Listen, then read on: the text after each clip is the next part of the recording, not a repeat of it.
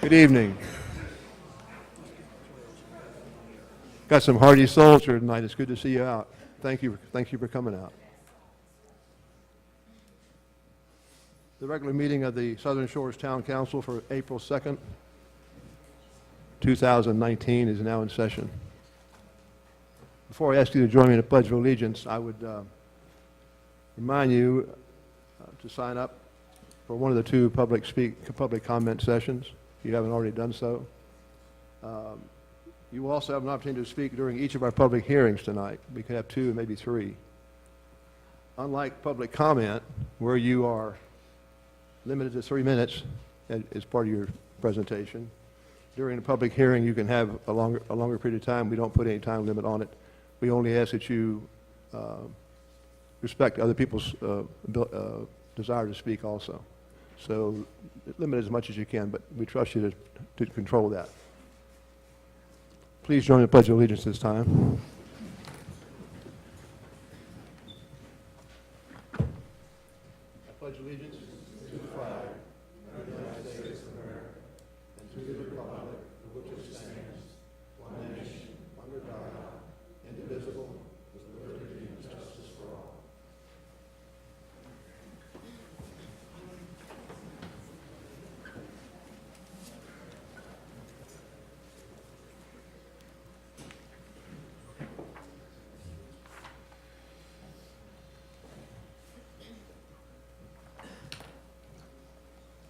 Before I ask you to join me in the moment of silence, I want to say a word about what happened yesterday in Kitty Hawk. Sometimes we are reminded how our lives are touched in ways we would never expect. There was a tragic accident on Highway 12, as most of you know, yesterday afternoon, south of the Hilton. It took the lives of two young parents. They were walking south along the highway path when they were struck by an out-of-control vehicle. We don't know what happened, the cause, or anything else, but they were struck and they were killed. The woman who was killed had been our youngest granddaughter's math teacher for 2 years at Southdown Elementary School in Montpelier, Virginia. We knew her. My wife and I both had met her. And we also know how much our granddaughter cared for her and loved her. Last night was a sad time for my granddaughter and a sad time for me and my family. Please keep the grandparents and the surviving children in your prayers this evening. Thank you. Please join me in a moment of silence.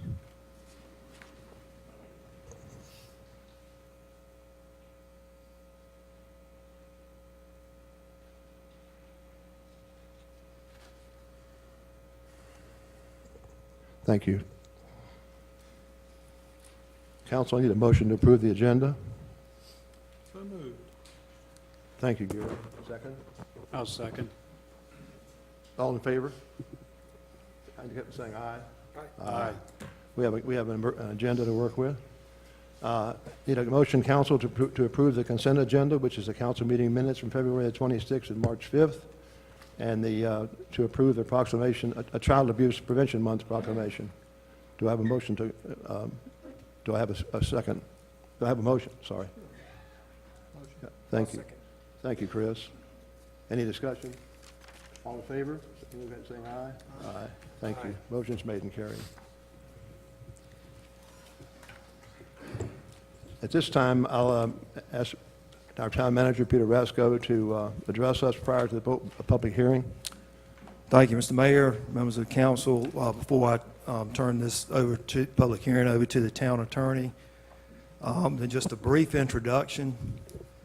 This public hearing was requested by the council at its last meeting as a result of discussion over the recommended beach management plan, which was delivered to the council in January. It was also posted on the town website and was later presented formally to the council in February.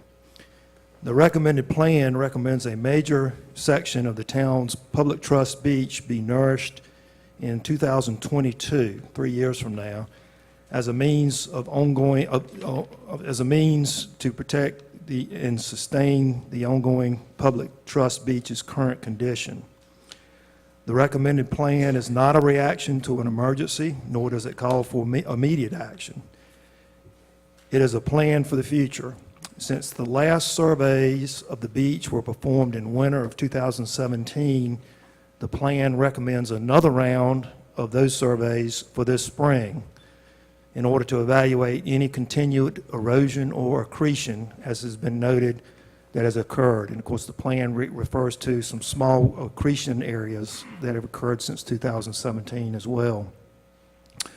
Also, the future recommended nourishment date of 2022 projects a cost of between $9 and $13 million, and it coincides with another adjacent project already scheduled. So the projected costs are a reflection of that economy of scale. Also included in the council's discussion last month was the fact that the county has indicated it is willing to entertain a funding request from Southern Shores for allocation from the County Beach Nourishment Fund. The county has indicated that by 2022, the Beach Nourishment Fund would have a capacity of an amount of $7.5 million projected to be available for another new priority project in Dare County. The county has also indicated a willingness to commit this to Southern Shores if Southern Shores commits to a 2022 project, as long as another project is not stepped ahead of Southern Shores in priority prior to the time of Southern Shores committing to a project. So with that, that's a brief introduction of the beach management plan that's recommended to you, and I'll turn it back over to the town attorney. Thank you, Mr. Mayor, Mr. Manager. This is going to be, it's not really a legislative or a quasi-judicial public hearing. It's more of a public hearing just so that the council can hear your thoughts. As the mayor said, we're not going to limit you to 3 minutes, but it would be really nice if you could stay close to that so that you can tell we've got a number of people here. I've got a whole page of names who have signed up, and everyone would like to have an opportunity to speak, and everyone would like to have an opportunity to be heard. And as well, if the audience could keep the volume low while people are speaking so that they can be heard when they're having their moment at the podium. I'll go through the list, and depending on how long that takes, I may ask if there's anyone else who wishes to speak at the end, but we'll start with, I think it's Mark Peters.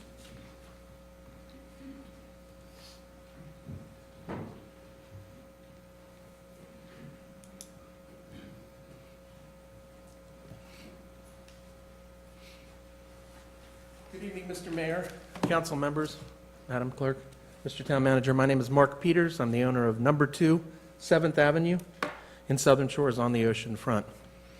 I've owned my property for 25 years. When my family first bought the property, we were able to walk 76 paces from the base of the dune before we hit water. Now, unfortunately, we're looking at about 4 or 5. So there's a lot of disagreement in the room. I know I've had correspondence with almost all of you and conversations with all of you, and I understand that this is a controversial subject, but sorry, excuse me. There's a lot of emotion in this, and the thing that I realize is that there's a lot of disagreement. So one of the things that we have to take into consideration, I think, and also understand is that we must all be in agreement on coastal erosion.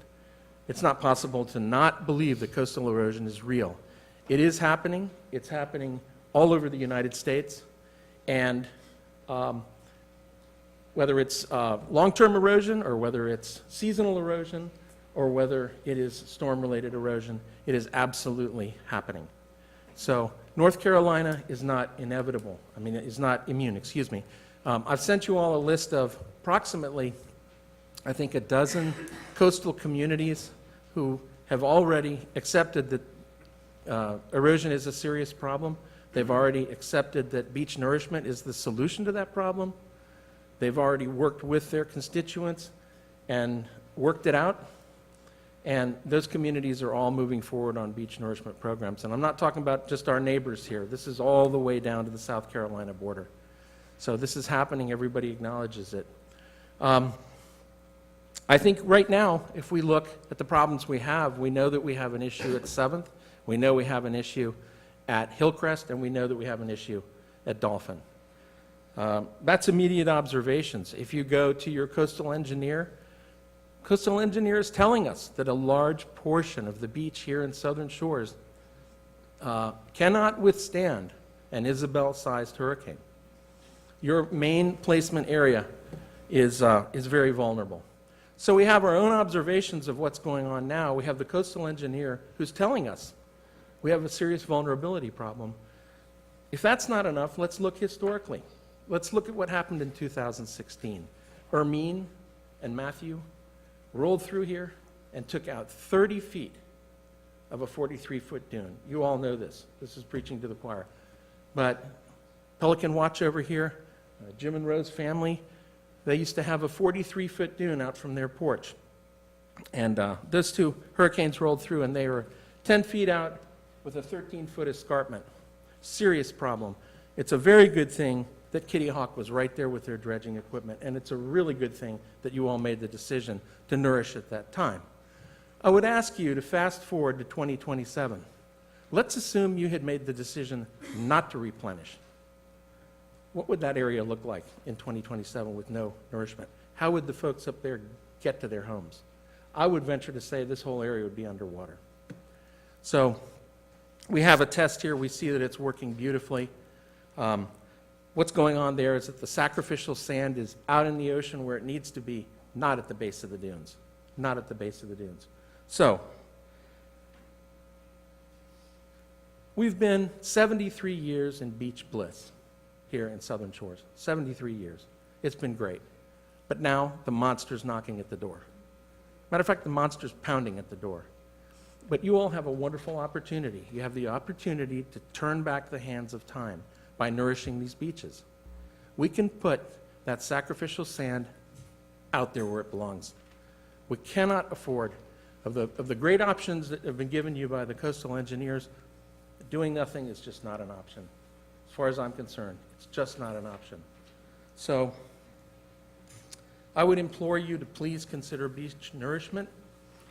Please look at models done by other communities. Kitty Hawk would be a really good one. They have gotten the county to pay for half of it. They have taken their half and obtained a larger portion of the sales tax, of the vehicle tax, and the occupancy tax. I know this because I've spoken with the financial director over there in Kitty Hawk about how they did it. So they got larger portions of various taxes, and they also created, as you know, the municipal service district model. That's where the folks closer to the beach pay a larger portion, and the folks back pay less on an increase in taxes. Now, just to give you an idea, and I'm wrapping up here, so I apologize for taking so long. Give you an idea on the Kitty Hawk model. Those of you who live back from the beach, if you have a $450,000 house, 4 cents per hundred of value, that's $180. 180 bucks. That's less than dinner for 4 at Captain George's, folks. So I don't know why we would not go forward with this. We have a lot of folks who are closer to the ocean, who are very happy to step up to the plate and pay. So please move forward with a vote for yes on nourishment. Please know that you have many people who are supporting you, and we're ready to roll our sleeves up and join together, pay more, and help this happen. So thank you very much. Thank you. Next is Richard Waters.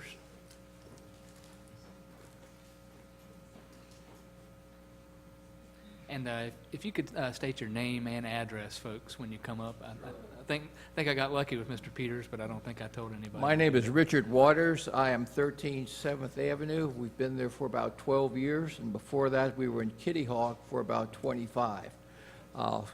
Long-time residents, love it down here. My concern, not to follow what Mark said, is essentially I'm looking at the beach as our biggest asset we have in Southern Shores. I'm looking at my house on 13th, on 7th Avenue, is my largest investment I have right now. That is in jeopardy, as I see it. And it's, to me, I think the possibility of losing my asset is real. And I ask you, to replenish the beach sand. That is all I'm asking. I am willing to do the assessment. I am willing to do the assessed value. I will do a one-time assessment, whatever it takes, but it's a point now where it's almost in for a penny, in for a pound. We need to protect our investments. And that's all I have. Thank you. Thank you. Jim Monroe.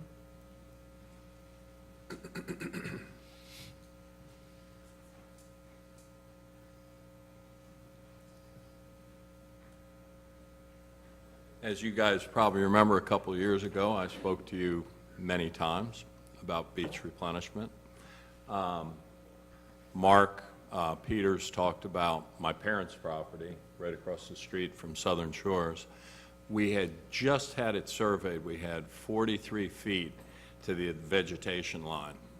Hermine and Matthew came through. I went to the house when it was at its height. I stood and I watched a deck from about here to the mayor drop into the ocean. It kept coming to the house. I was afraid the house was going to drop in. My mom and dad were up in Minnesota. I called them up on the phone and I said, you may not have a house before this is over. We did beach replenishment. They were part of it in the area that was done. It worked. It's fantastic. The water has not come up and hit the dune since then. The fine particles with wind are blowing across a much larger beach and starting to reestablish the dune that they lost. It was a good thing. I thank you for doing it. And I don't know where we're going to go from here, but I'm somebody who has dealt with it. And I don't know if it's my legacy or my parents' legacy, but they thank everybody that voted for it last time. Thank you. Thank you. Ken Fisher.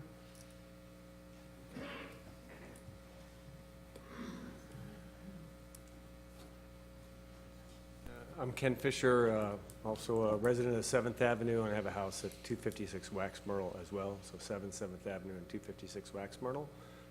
Permanent residences in Colorado. I flew out here to be able to be at this meeting.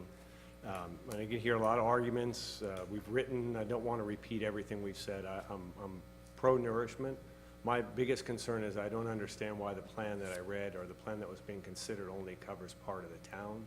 If my estimates are right, it covers about 80%, and it just doesn't include our 20%. I don't know why we would do that. If in for penny, in for pound, I don't understand why we would do part of the town and not do it all. I think we're either in this together or we're not, and I really wish you would think about that. Appreciate the chance to comment. Thank you. Thank you. Ken Pohl.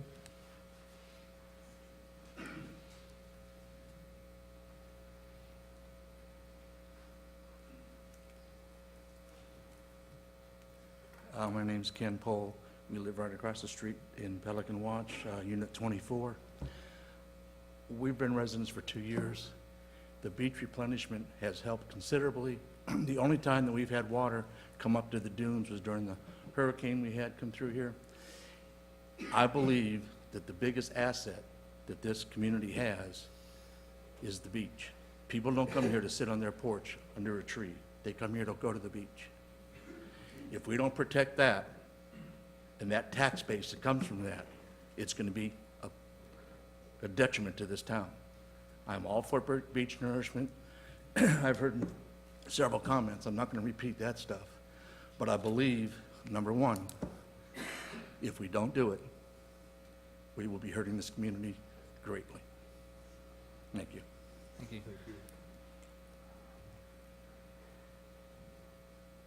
Misty Dezer.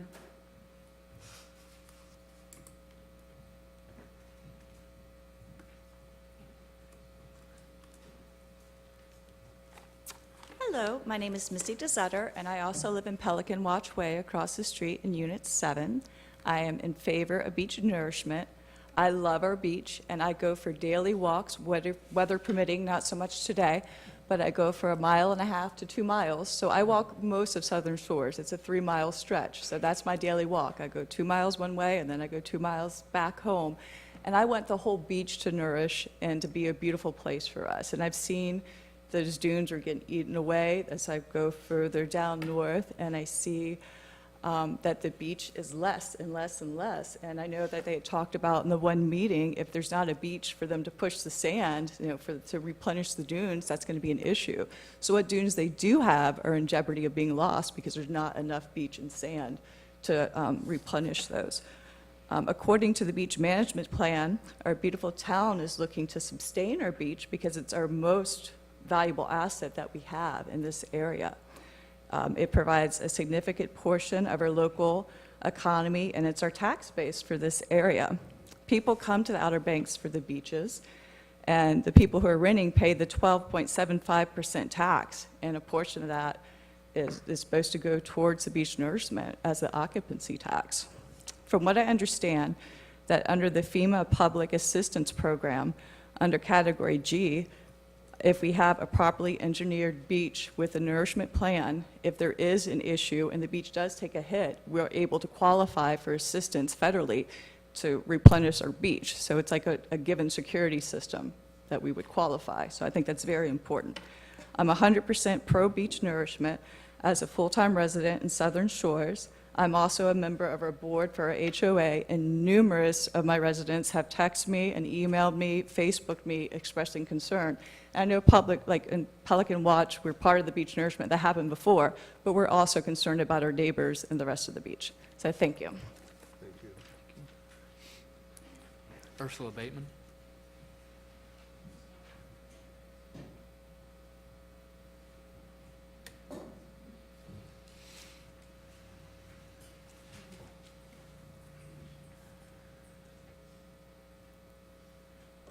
Good evening, Mayor, Council. Ursula Bateman, 360 Sea Oats. I've been a resident for 30 years and I've owned property since the 80s. If it was a one-time thing for beach nourishment, I'd say yes. But everything I know of, it's not. We can never guarantee that the federal government's going to come in and save us or give us money each time we need beach nourishment. They say 5 to 7 years. That's not always the case. I'm from New York. I've seen it in Long Island. I've seen it in New Jersey. Sometimes they have to nourish every single year. So where's the money going to come from? That's my major concern.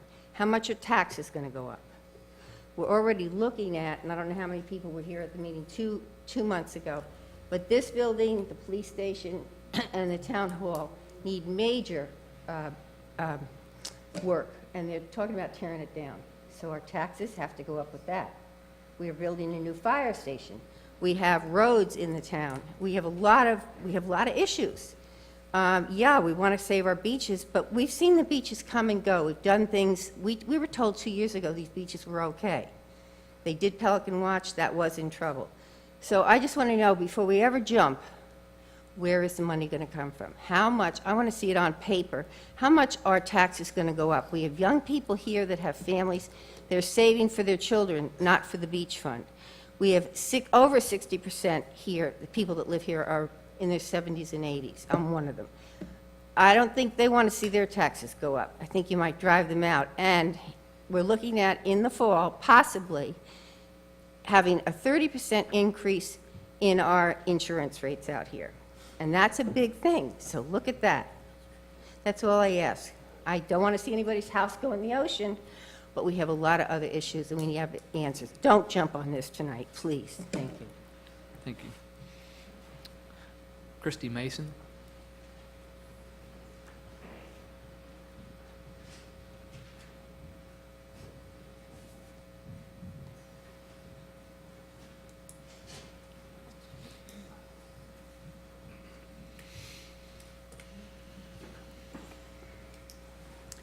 Hi, I'm Christy Mason, and I live in Virginia Beach, but I do have a house, oceanfront home on 7th Avenue.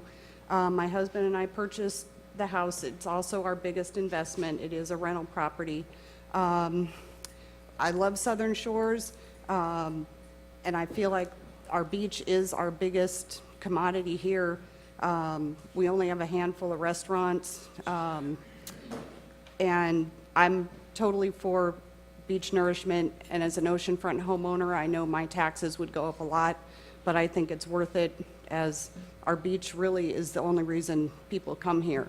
If they wanted to go to the mountains, they wouldn't be here, but the beach is what we have, and I'm very much for replenishing. Thank you. Thank you. Joe Van Giesen.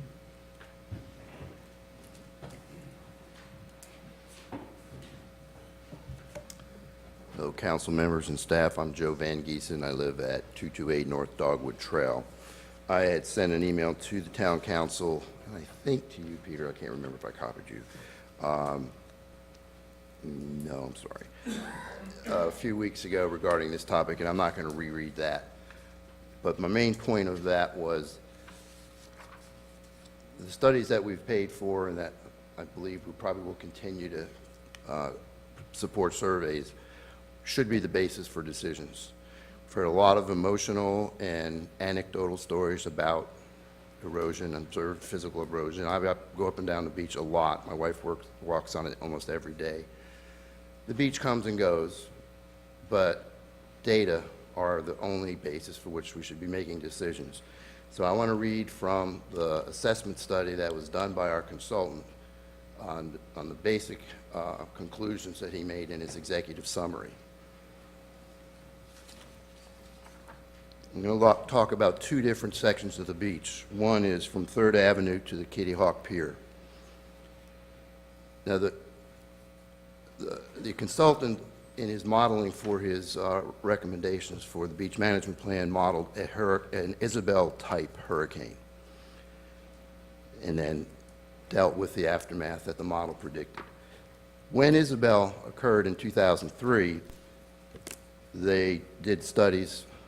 And between 2003 and 2006, the section between 3rd Avenue and the Kitty Hawk Pier had an average increase in the shoreline of 4.9 feet per year. That was the 3 years following the hurricane. Longer term, between 2006 and 2017, the average mean high water, MHW, I can't remember what that stands for, shoreline change measured along the same portion of the shoreline during the approximately 11-year period between October 2006 and December 17 was minus 0.4 feet per year, indicating an essentially stable shoreline.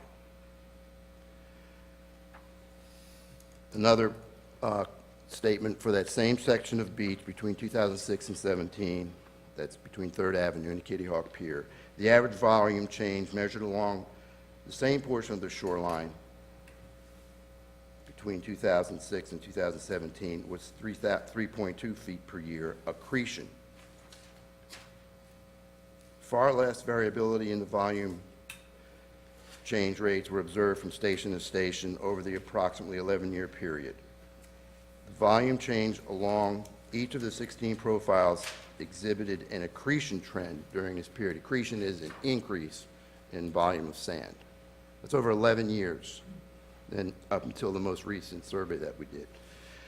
Going to the area between Duck, the Southern Shores Duck City town lines, and 9th Avenue, between 9th Avenue and Hillcrest, the study ends there. Between 2003 and 6, we had an average volume change over the 2-year period following Isabel there of minus 0.4 cubic yards per foot per year, which previously was indicating it. That rate was he indicated that was a stable shoreline in his earlier comments on the southern portion. Between 2013 and 17, which is a shorter time frame than the one I described earlier, that's only a 4-year period, the average shoreline rate changed, again between Duck and Hillcrest, of 1.3 feet per year. This suggests that the shoreline in this area is fairly stable between September 2013 and December 2017. In average, that's the distance, the length of the beach. Talking about volume change, an average volume change of minus 0.4 cubic yards per foot per year was measured. This area exhibited relatively stable volume change over the approximate 4.25-year period. So, every time I walk on the beach after there's a nor'easter and I see the undercutting of the dunes occur, we went out to Hillcrest, one of the last warm days that we had, and spent some time on the beach, and you could see that the beach had been shortened. There wasn't as much beach there. But lo and behold, I went there yesterday, and a lot of it is back again. It moves back and forth. The only way we're going to really make objective decisions is to rely on information. So I encourage you to go ahead and do the next profile, use data to make decisions. I know it's really hard to listen to people worrying about losing their property, and I sympathize with that. There's some reason to believe that, we need to protect our investment, I'm sure, but use data. Don't go with emotional and subjective anecdotal information. Thank you. Thank you, Joe.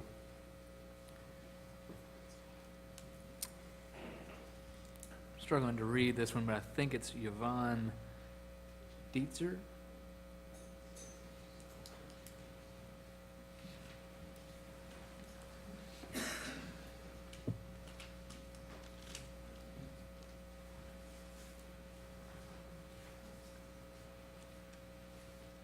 Yvonne Diker, Kingfisher Trail.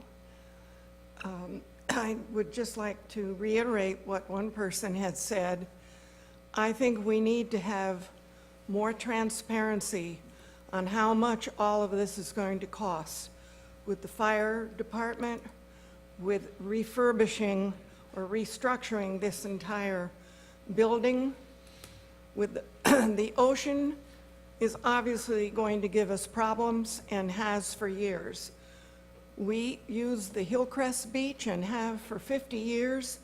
We've noticed very little difference because, as this gentleman just said, when a storm comes, then later the sand reappears. And granted, at Hillcrest, it's not as bad as it is further south.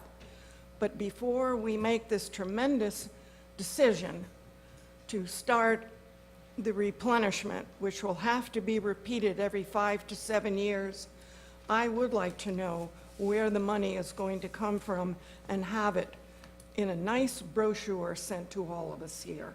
Thank you. Thank you. Jerry Sullivan.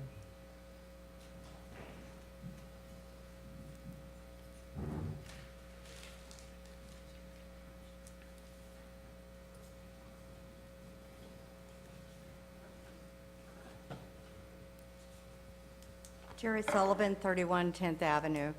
And I'm not opposed to beach nourishment, but I want to ask this council to carefully consider what Joe Van Giesen has said, and maybe do that second assessment and really do an evaluation whether now is the right time to go in with it or whether we can delay it.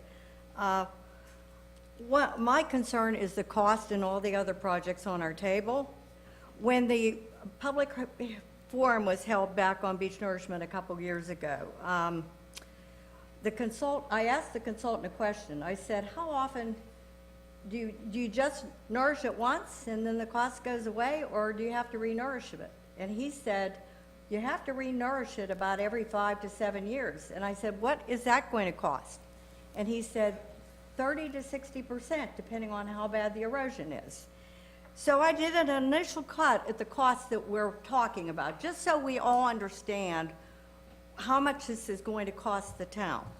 The cheapest alternative was $9 million. Now, if the county kicks in at $4.5 million, that means we're going to have to fund $4.5 million ourselves. If you take that over 5 years, or 7 years, at 5 years, it's going to come to $901,000 a year. Given the real estate property tax value for 2018 and 19, which is $2.9 million, that represents a tax increase of 31% average. Now, suppose you shift the bulk of that to the oceanfront properties. They could be looking at a 50% tax increase, okay, for 5 years. And then come along 5 years later, you've got to spend 30 to 60% more. That number sort of settles. I mean, it's not 5 years at 50%, it's forever at 50%, or maybe a little bit less. But it's a big cost impact, so I'm asking this council to make sure, maybe get that second assessment and see whether right now is the time. I'm for preserving our beaches, but I'm also for making sure that our people can afford to live here. Thank you. Thank you. George Berry.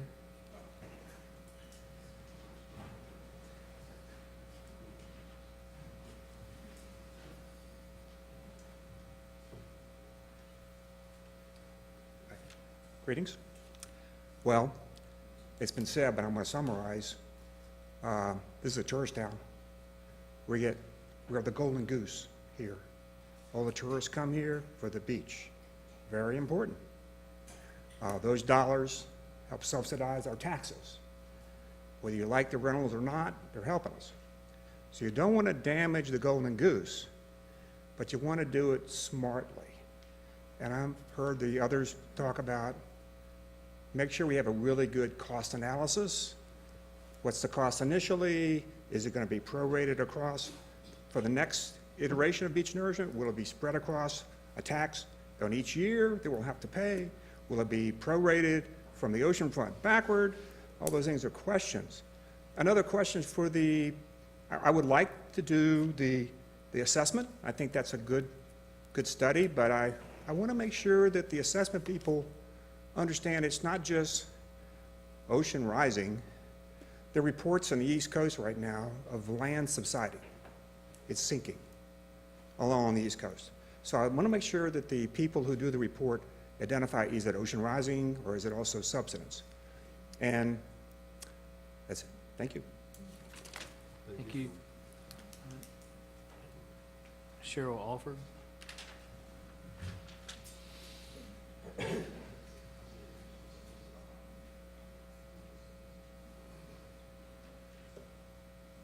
Hello, my name is Cheryl Alford. I am a current property owner on 7th Avenue and also on Oceanside 11th. And I just wanted to come here. I drove from Raleigh today just to be part of this conversation because I think it's vitally important to throw any opinion towards total beach nourishment. I don't understand why we would only do a portion of it. I've read the reports. I hear a lot of arguments here, and I can hear validity in some of them, but in the end of the day, fiscally, it makes the most responsible decision to me is to do complete and total beach nourishment, not just from the Kitty Hawk Pier up until 5th Avenue. Just wanted to say my piece. Thank you. Thank you. Ann Schurzman. Did I get it right? Came close. I think that's the first time. Good evening, Mr. Mayor, members of the Town Council, Mr. Rasco. My name is Ann Schurzma. My address is 69 Hickory Trail, which is in the woods. I am also a property owner on the oceanfront at 231 Ocean Boulevard, 230 Ocean Boulevard, and 174 Ocean Boulevard. So you might say I have a personal stake in the oceanfront. I also have members of my family, my siblings, who have oceanfront property. The Schurzmas have been around in Southern Shores for 50 years. And like the gentleman who spoke before, Mr. Monroe, I feel that I also have a family legacy here, and I would like to protect it. I am kind of an old salt, I think, at this stage. I've seen the ocean come and go for 50 years. I used to be horrified when I got a snapshot of beach erosion after a nor'easter, until I realized when I took another snapshot months later or years later, the erosion was gone. The accretion had taken effect. The beach had sustained itself. It had restored itself. I also am a rental property owner. In the 30 years that I've had renters, I've never once heard a complaint from any of my tenants about the condition of the beach. And my section of the oceanfront is smack dab in the middle of what the coastal engineer has diagrammed for the nourishment project.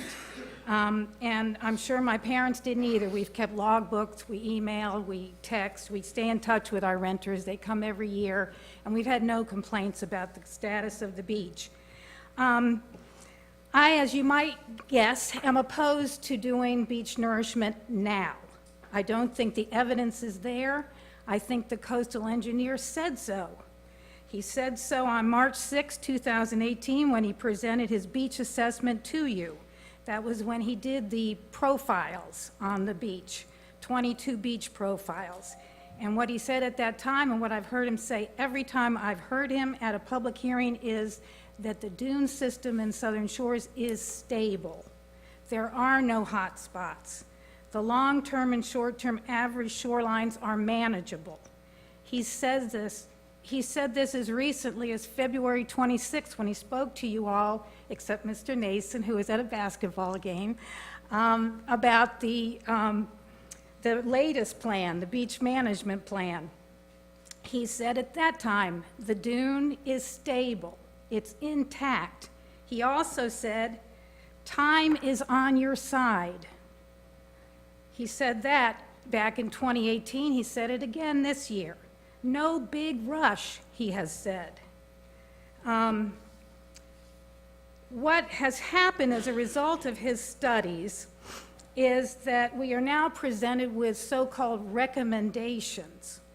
I don't think the town council had any idea that's what it was authorizing on March 6, 2018, when it gave Mr. Wilson permission to conduct a vulnerability assessment of the oceanfront structures and to determine a minimum cross-section volume of sand. But he did mention sort of subtly at that meeting that he also was going to develop a 5-year plan that you might want to consider just so you could get a feel for what your damage might be. But no big rush, time is on your side. This is what the expert himself said. This is what he said in February. This is what many people in this audience have not heard because these meetings don't get well publicized. The one in particular, the one at the planning session, which you only found out beach nourishment was on the agenda by clicking on the link that said agenda, even though the report was online and could have been accessed. The evidence just isn't there. I support what Mr. Van Giesen said about data. You have to make decisions based on data, not based on someone's fear that their house is going to fall into the ocean or that the beach is disappearing. The coastal engineer tells us that's not the case. He said himself. And I also question the methodology of his plan. He takes a numerical model. He says he can predict the potential damage to this shorefront of an Isabel-like storm, and he comes up with your plans, which have now become recommendations, whereas before they were just proposals for you to consider. So I feel like this has moved too far, too fast, and it's not necessary now for Southern Shores to engage in an exercise of beach nourishment, which is far more than just saying yay or nay. There's a lot of financial planning that goes into it and multiple meetings after one decides to commit to this. So I thank you for giving me so much time. I wanted to put that all on the record. Thank you so much. Thank you, Ann. Susan Dineen.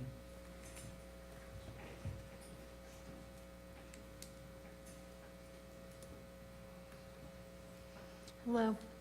Susan Dineen, 61 Deer Path Lane. And I'm not in favor of the beach nourishment at this time. I've been a property owner in the Outer Banks for the past 20 years, and I've watched the beach come and go.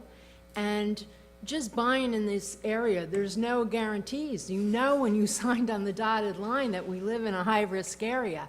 Now, maybe at some point we can do something, but we can't keep pouring our dollars into that ocean. I mean, we really need to look at this very carefully, and so I appreciate your consideration and taking your time and really looking at this. Also, a motivation why the rush is because I guess that you can get matching from the county if you sign now for, 2022, but that's not the reason to jump on this. It really isn't. It's a lot of money, and you need to think. Thank you. Thank you. Thank you. Paul Borsalino.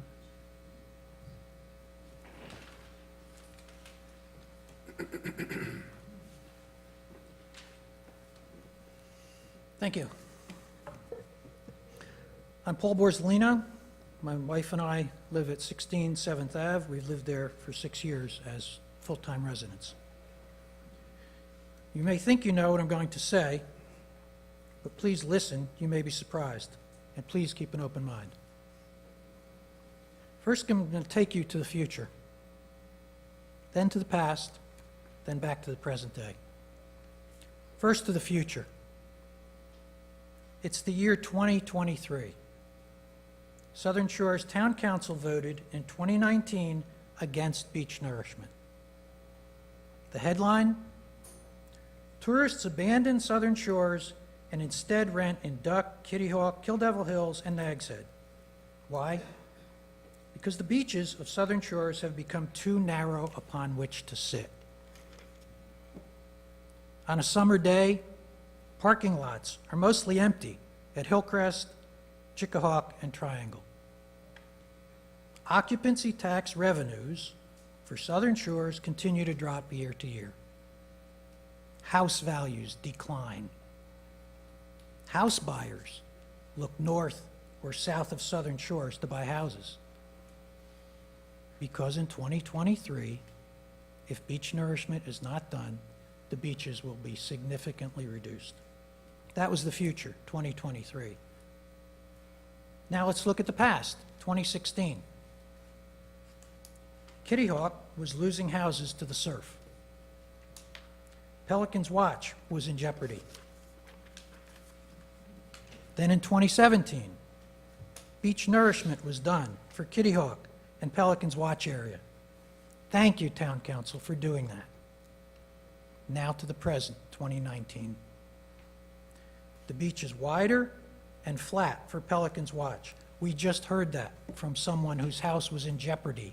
He's gone to now a flat, wide, beautiful beach. Pelican's Watch area and the southern part of Southern Shores.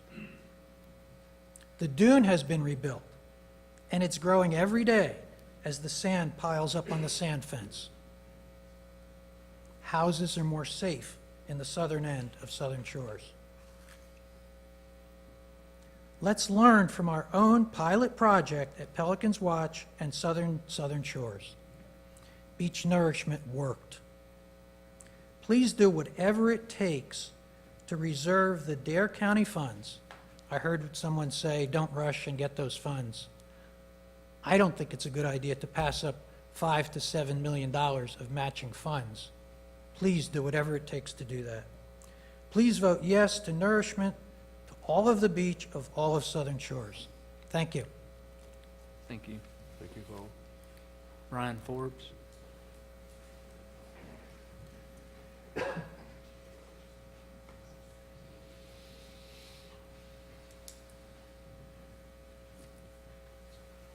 I'm Bryan Forbes, 10 Pelican Watch Way, across the street.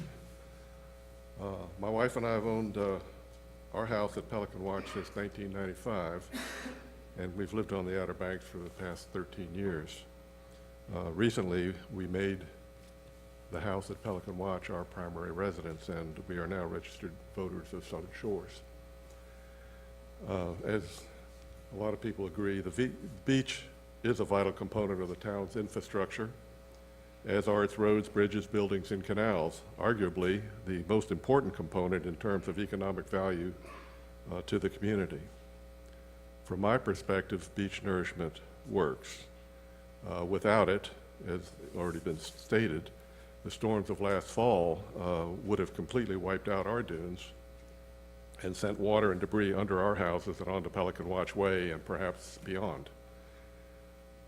I can't speak to the conditions of the beach and dunes to our north because I haven't been up there recently, but I firmly believe that commissioning the study that brought this on was, you were absolutely correct in doing that, and to ignore the threat of beach erosion would be a dereliction of duty and mismanagement to the first degree.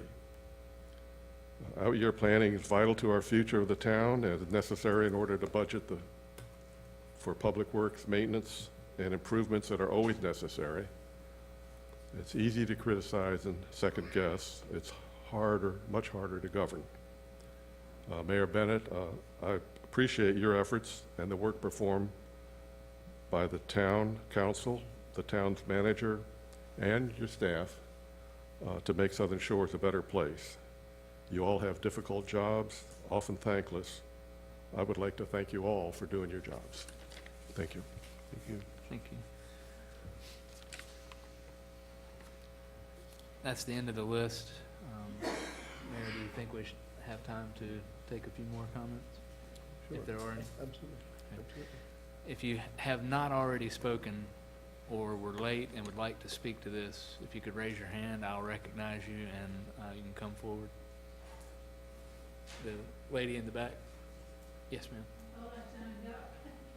And you may have. I may have missed you. You're still in training. Yes, this is... I'm Jane Smallwood, and I live at 8 Purple Martin Lane, and I live full-time, year-round on the ocean front. And my reason to talking to you is purely selfish. I inherited my house in 1982. And at that time, the beach was about 2.5 times wider than it is now. And I have 2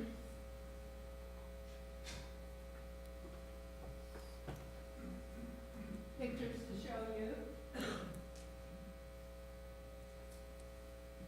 The one is mean high tide, and the vegetation used to come down to that mean high tide line right now. And I have a question. Is 3rd Avenue the one in Seagate Village, Seacrest Village? Yes, ma'am, one of them. It is? Yes, ma'am. So that includes my area. I'm the second house down from Purple Martin Lane. And that big hurricane we had that took all the dune steps in Duck and most of Southern Shores stopped suddenly at 12 feet in front of my picture window. And I had a 10-foot drop right then. And every 3 or 4 years since I've lived here, I've had to have a dune push after northeasters mainly, not hurricanes. And since they put in the sand fences and the grass, that the beach has deteriorated much faster. My dune has gotten higher, and I sometimes have cliffs at the bottom of the sand fences there. So I'm all for it. My taxes and insurances are already very, very high, but I would welcome an assessment if you would build up my beach, okay? Thank you very Thank much. you. Does anyone else wish to speak to this? Raise your hand high. I can't see everybody. All right. Mr. Mayor, I don't see anybody else, so we'll close the public Close hearing. public hearing. Thank you.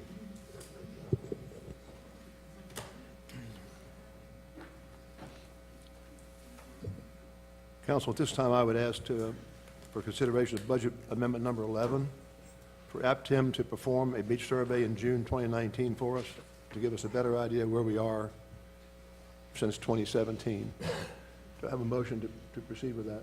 I'll make that motion. Do I have a second? I'll second it. The council have a motion and a second to approve budget number 11. Any further discussion? Yeah, I've got a question. Yes, sir.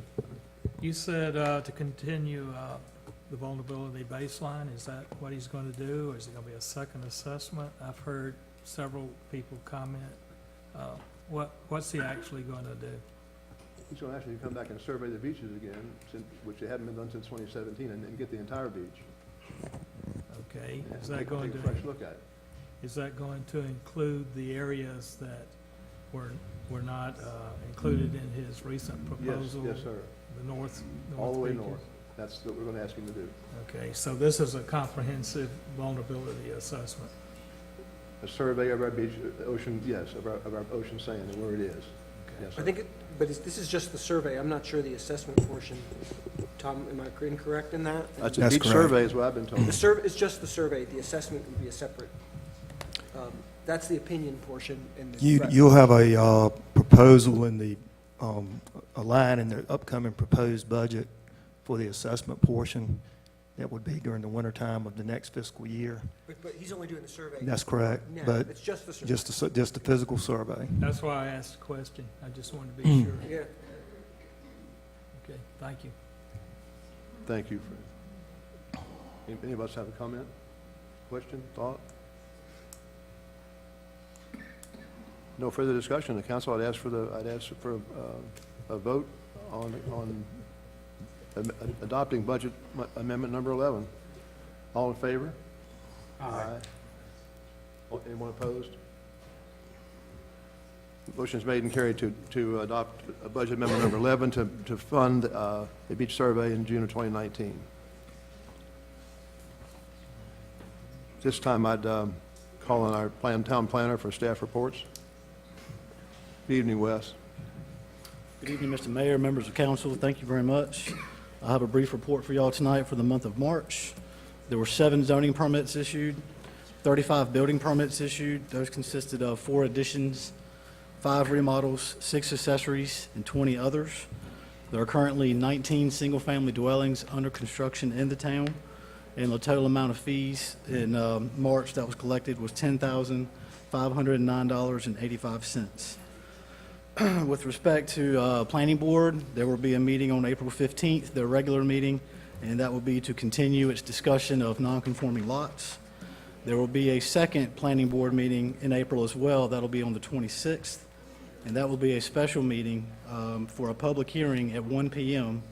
on Friday, April 26th, to consider APA-1901, an appeal application submitted by James L. Connor II, who represents Gwendolyn Snyder Smuts, to appeal the zoning administrator's decision to issue a zoning permit for the property located at 134 Ocean Boulevard. Any questions? Council? Thank you, Wes. Thank you, sir. Before I take I'm going to take a minute of the police chief's time here, since he's not here this evening, and thank all of you who spoke this evening, whether you were for or against this idea of beach nourishment. We're not going to make a decision tonight about that. We're going to deliberate more on it. We're going to bring it up and discuss it through the next few months, I'm sure, and try to gain more knowledge and more information about it before we make a final decision. But I do appreciate everyone's input tonight, and appreciate the fact you came out here and spent the time and fought the weather to get here. Anyway, thank you. And travel, too. And the travel, yes. Appreciate those who came. Is there anybody who came from 2,000 miles away? The only one? It was an award for that. I mean, we should have told you. Our police chief is out of town, will not be making a report tonight. He'll double up next month. So at this time, I'll call on our fire chief, Mr. Ed Limbacher.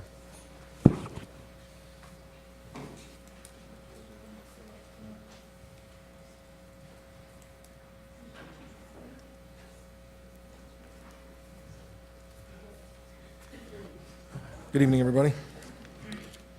For the month of March, the fire department responded to 54 total calls.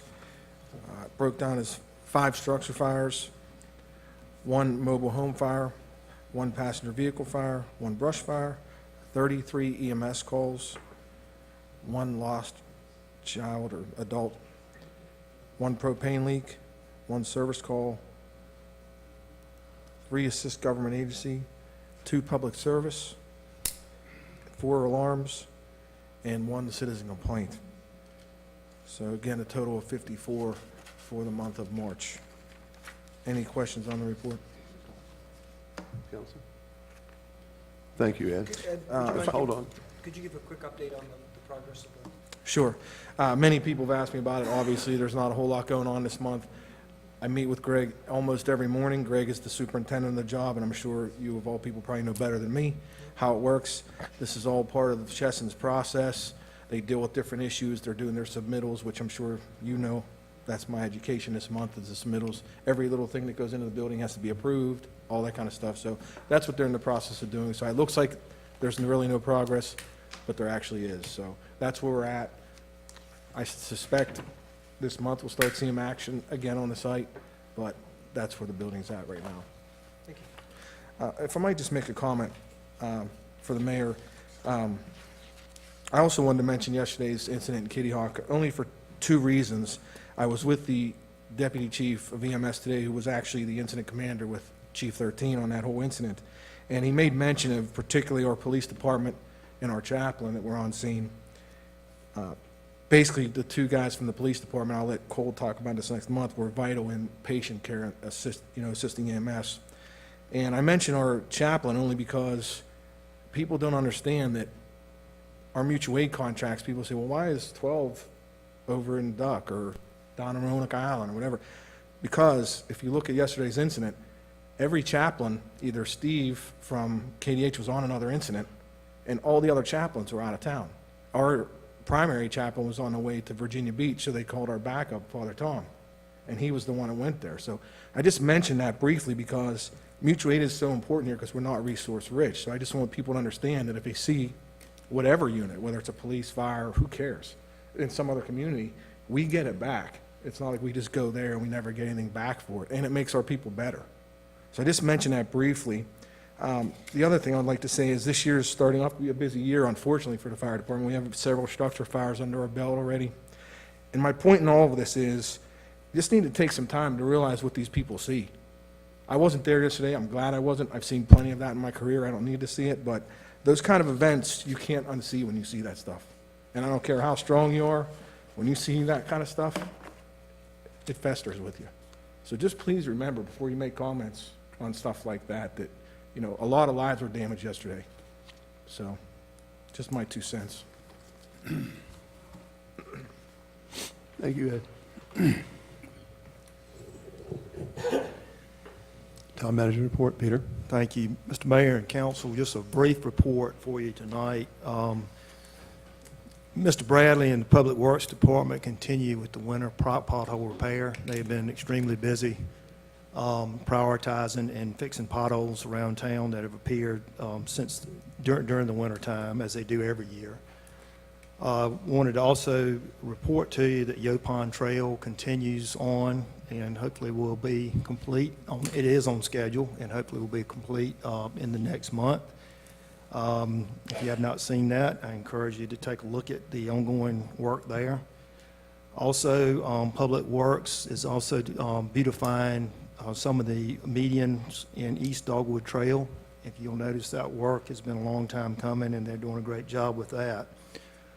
The last item I wanted to bring up to you, you recall last month I reported to you that the Mallards Cove Homeowners Association had made a request to come and appear before you on an agenda item, as an agenda item, requesting that the town accept ownership of its private street. And you recall that I reported to you and gave you a copy of the correspondence I sent back to them requesting that, recommending that they submit a list of items that would give you information on the street, its condition, etc. We had a call back from Mallards Cove, and I discussed it with the mayor, and the mayor indicated for me to tell them he would not consider an agenda item unless the leadership met with staff and himself during this upcoming month prior to the May meeting. So that's what we intend to do, is sit down with them and see what they have in mind and what they're willing to do if the council were to consider accepting ownership of the street. There's one particular item there that you should know, that the street has never been demarcated by survey as a street. It's actually part of the common area of Mallards Cove. So that's just one more expense that somebody would have to incur to get it transferred. I know they do not want to transfer all of the common area from Mallards Cove, but the street has got to be demarcated, and of course you would have to decide what width you would accept if you ever entertained accepting that street for town ownership. So I say all this because it's going to presumably could come to you in May as an agenda item. And that's where we are with that. And I'll be glad to try to answer any operational questions. Go ahead, Gary. I was just gonna ask Peter, you know, when you go in there, you got shoots off of that little circle street that go different ways, and... That's another problem, exactly, And yes. then the parking is in the right-of-way, more or less. It is a huge, my personal opinion, and meeting with the Public Works Director and looking at it, it will be a challenge, no question about it. There's 2 lanes, as you say, that go nowhere, but they do serve residences. There's no turnaround. Basically, it's 1-lane traffic, and there is no right-of-way. So what I'm going to do is look at the town's subdivision standards for new streets and see if we can possibly discuss that with them. But I think the bottom line is what they're willing to do to offer this council in exchange for accepting ownership. And at this point, I've heard nothing. So we're going to meet with them in the next month to see and report back if they still want to be on the agenda for May. I think we meet with them next week, if I'm not mistaken. Yes. Anything else for Peter? I just wanted to mention that you assumed wrong, but I can easily understand why you did that. But Mr. Rasko's right. There is no right-of-way right down there. It's all part of their commons property. I think the other thing, and you can chase this dog in your discussions with them, but what standards would we require them to meet? Would it be the subdivision standards or the standards that are set in our capital improvements committee? Or this thing is just full of questions. What road width, you know, there's all kind of questions. Could they even meet it? What's that? Could they even meet it? Can they meet? I mean, Yes. it's a narrow street. Right. Well, anyway. The other thing that I did include, of course, in the correspondence you made, the other caveat that's important is that there's a communal sewer system there. We don't know if those which sewer lines are going underneath the road to get to the collection area, et cetera. So that's another challenge that is an unknown as well. Have you gotten any requests from Southern Shores Landing to take over their roads? I have not. Are there any other private streets in town that may want this? There are several private streets. I don't know if they want it or not, but there are several streets in town that are private. That's a unique situation. Yes. Town Attorney? I don't have anything to report, Mr. Mayor. Thank you. This time we'll open general public comment. If someone else wants to speak, we can certainly do so.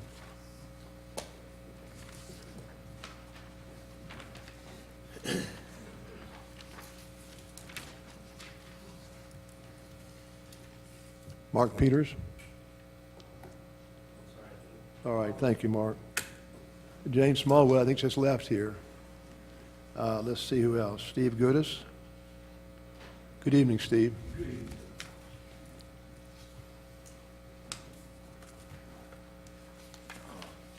Good evening, Mayor. Good evening, Town Council, everyone. I'm Steve Goodis. I live at 156 Wax Myrtle Trail. I'm one of the lucky guys that got one of those flat tops that are almost non-existent anymore. We're having, the purpose of me to speak really quickly is we're having the fourth tour, flat top. It's the Southern Shores Historic Flat Top Cottage Tour. And we nicknamed it the Tip Top Hip Hop Flip Flop Flat Top Tour. Got that? Say it fast. At any rate, it's April 27th. We do it the week after Easter, and we're late this year, which is good. We should have good weather. There are 14 homes on the tour. We've got some new ones we haven't had before, some old ones too. The last tour we had was 2016, was attended by 450 people. We're upping the ante a little bit this time. Instead of $5, it's $7, but that's to see all the houses, and yeah, them too. And so you can go, and it's a self-guided tour. So we ask for your participation. We ask you to encourage people to come. It puts us on the map, and every penny that comes in, except for a few expenses, goes to the Outer Banks Community Foundation. And the Outer Banks Community Foundation is housed at 13 Skyline Road, and that is a flat top that was donated back 2009, somewhere around there, as a permanent home for the Outer Banks Community Foundation. And the all the monies that come from this tour goes toward the upkeep of that building, which requires upkeep. So they got newly painted, and many people are responsible. Despite this, no fewer than 8 flat-top cottages were raised between 2013 and 2018. We really can't save them because they're dinosaurs, especially the ones on the ocean front, but we know they are pretty. They are our legacy. They are our history. So you want to see some nicely painted things built in the 50s where simplicity was the key. Please come and join us, and please spread the word. And we're trying to iron out parking.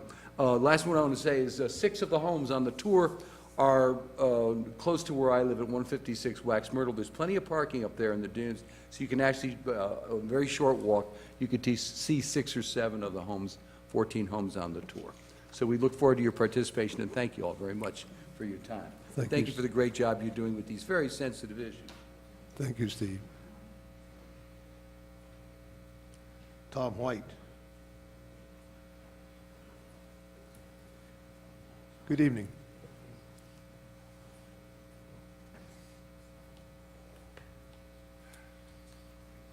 My name is Tom White, and I live on 6th Avenue in Southern Shores. And I just wanted to mention a point. I used to live up in Whalehead, and I never really thought much about the beach because I had a rental house. And all my renters never complained about the beach. It was so easy to access. And now that I moved to Southern Shores, I didn't really think about the beach until after I built my home. And now I see a lot of elderly people approaching the beach access, and they don't go to the beach, on the beach, because they can't get off the beach, because there's such a drop now that I never saw 4 years ago when I built my house. And so I don't see as many people coming down our street because the beach is so hard to access and come off the beach. And when you lay on the beach, you're laying on a tilt because there's not much room to even lay on the beach, and you're on a tilt. And so I said, this is ridiculous. Our property values are going to go down now because we have no beach. And the most interesting thing is that Third Beach and south is supposed to get beach replenishment. And I said, what happened to 4, 5, 6, and 7, and 8th? And Hillcrest, I guess, is fine, but we really don't have any beach, and I feel bad for the elderly that are going to the beach, that they can't even see the beach anymore because they can't get to the beach. And 7th Avenue had a beautiful access. I was like, this should be on TV. It's so beautiful. People are easily going onto the beach and coming off the beach. Then all of a sudden now, there's a drop of 4 feet. You need mountain climbing equipment to get back up to the beach walk area. And I'm like, this is unbelievable. And it saddens me to see that because I remember in Whalehead, we never had that problem. People were able to go right on the beach and come right off the beach, and there wasn't any problems. So we got a lot of elderly people that are being deprived on our beaches and Southern Shores, and that's sad. So that's what I wanted to say. Thank you. Thank you. Thank you, Tom. You're welcome.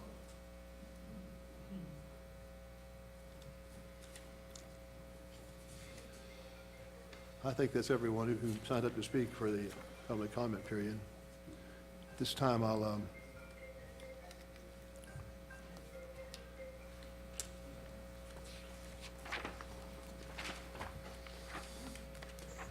that happened to me recently in a meeting when my phone wouldn't stop ringing, and it was embarrassing. This time I'll ask our town attorney to take the public hearing, open the public hearing for me to consider ZTA 1901, et cetera, et cetera. Thank you, Mr. Mayor. This is going to be a legislative public hearing considering the first, there are 3 potential amendments related to the same thing that are covered by items 6C and D on the agenda. We're going to have 3 different public hearings starting with the ZTA 1901 matter.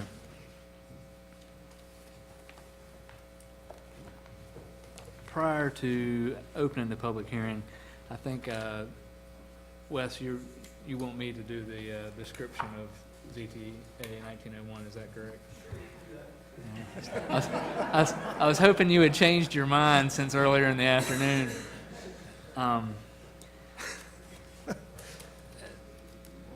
The town has been trying for a while now to adjust its ordinances with regard to large and high occupancy homes on the oceanfront. ZTA 1901, 1901 CUP, and 18-10 that are on the agenda are all related to that process of adjustment. ZTA 1901 and 1901 CUP are very similar ordinances.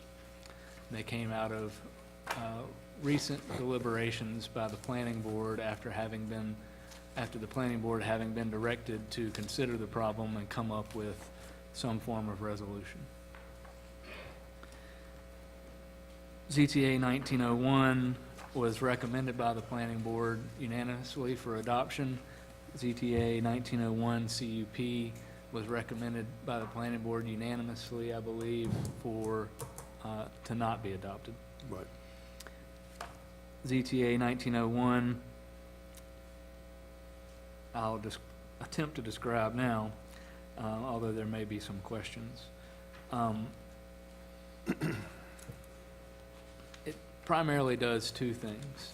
It creates a new use category called a vacation cottage, and it puts properties which have single-family residential homes into that vacation cottage use rather than a single-family dwelling use if they are being used for transient occupancy.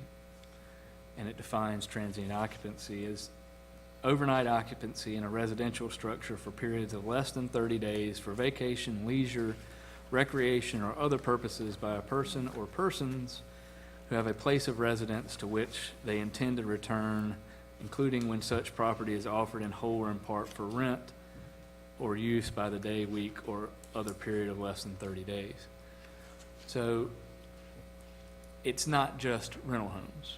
It includes any homes that are used primarily for leisure for less than 30 days. The easiest way to understand the use concept is versus if you take a commercial site. One use might be a retail use. One use might be a restaurant use. When someone comes in, they build the building and they put a retail use in it, the retail use may operate for 8 or 9 years. Somebody else, they may sell it and somebody else comes in and wants to do a restaurant. They have to come down and get a new permit and meet the requirements to be a restaurant. In this case, the same sort of thing would happen with homes that were single-family homes that are used as vacation, for a vacation use for transient occupancy, whether rental or not. They would have a different permitting process than single-family homes, but they don't have substantially different standards or requirements. There are some minor differences which I'll get into in just a moment.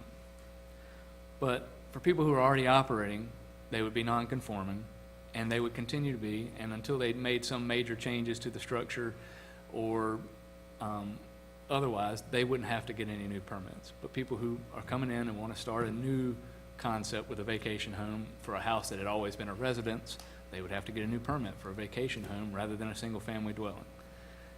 It sounds complicated, but it's really a lot simpler than it sounds.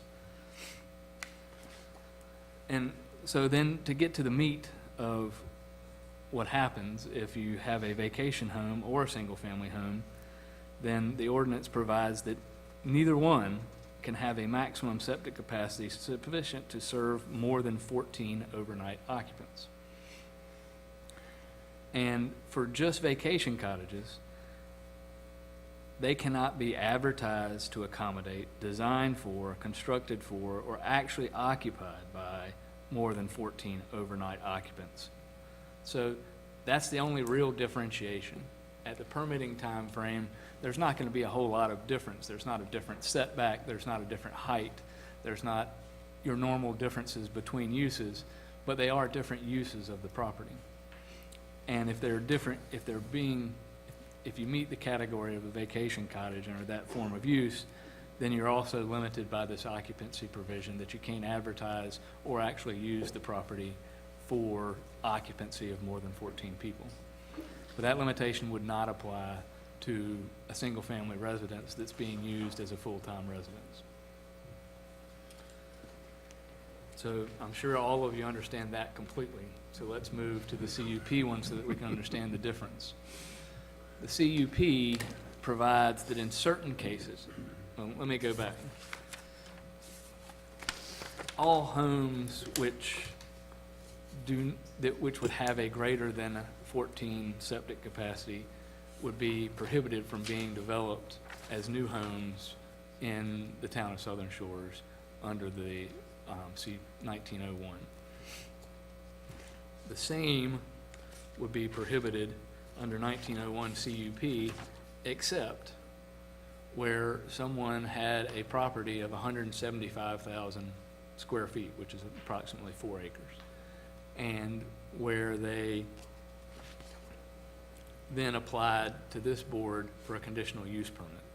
So your typical zoning permit is a administrative process that Mr. Haskett manages. You go in, you have the application, you show you meet the application, Mr. Haskett and his staff either grant you the permit or not. A conditional use permit requires the additional step of coming before the council, coming before the planning board before that, but coming before the council ultimately, and proving under oath that you meet the requirements of the ordinance, and the council then has the opportunity, if you meet the requirements, they have to give you the permit, but they also have the opportunity to place some reasonable conditions on the use of the property as well. So otherwise, those two ordinances are very similar. So with that being said, I will now open the public hearing with regard to ZTA 1901. And I have first person, is that the right one? Yep. There's two right here. Name marks on both of them. Well, I'm going to take that back. We're going to open it up for both of them since I've talked about both of them, and and the public hearing sheet was signed up for 1901, including the 1901 CUP. So if you want to talk about either one of them, let's come up for the public hearing now, and the first person I'll call is Andy Ward.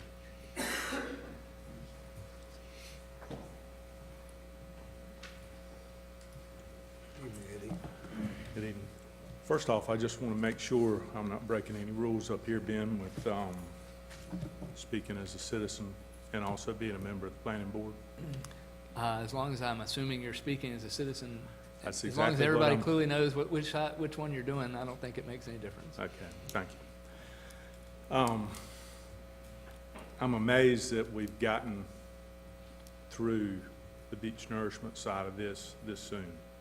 It's a good thing. I figured it'd be about 9 o'clock I'd be up here, so. Anyway, I wrote down some comments, and I apologize, but I'll read it in the sake of time. On January 22nd of 2016, by a 3-2 vote, Town Council struck in its entirety the existing maximum septic capacity of 14 occupants from our zoning ordinance. On the same motion, a house size limit of 6,000 square feet was enacted as an attempt to control a myriad of perceived large house issues at the time. This action of removing septic capacity limits has clearly left our town vulnerable to large capacity septic permits, which equates to exponentially larger occupancy and density thresholds that we are all aware of. Tonight, you as a council have the opportunity to replace the septic capacity language that was stricken more than 3 years ago. I can assure you the Planning Board has been diligent in its pursuit of this issue. We have listened to and debated many ideas and concepts to address population density and occupancy. ZTA 1901 PB incorporates several different pathways to limit occupancy and density of population. In its essence, 1901 PB restricts family, residential, and vacation dwellings in 2 ways. And Ben read those, and I'm going to quote them again from the ZTA that he has crafted.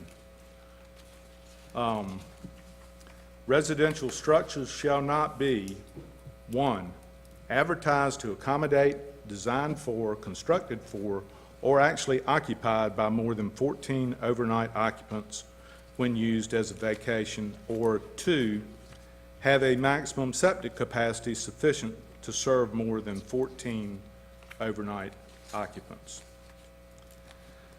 The Planning Board at our March 18th meeting voted 5-0, it was unanimous, to recommend this ZTA for your consideration. Tonight, by a 5-0 vote on your end, this becomes law. As a citizen that happens to be a member of the Planning Board, I urge you to close the door on high-density development in our town by enacting this ordinance tonight. As an aside, the Planning Board, by unanimous consent, does not recommend moving forward with the conditional use version of 1901, nor the overlay ZTA at this time. Thank you.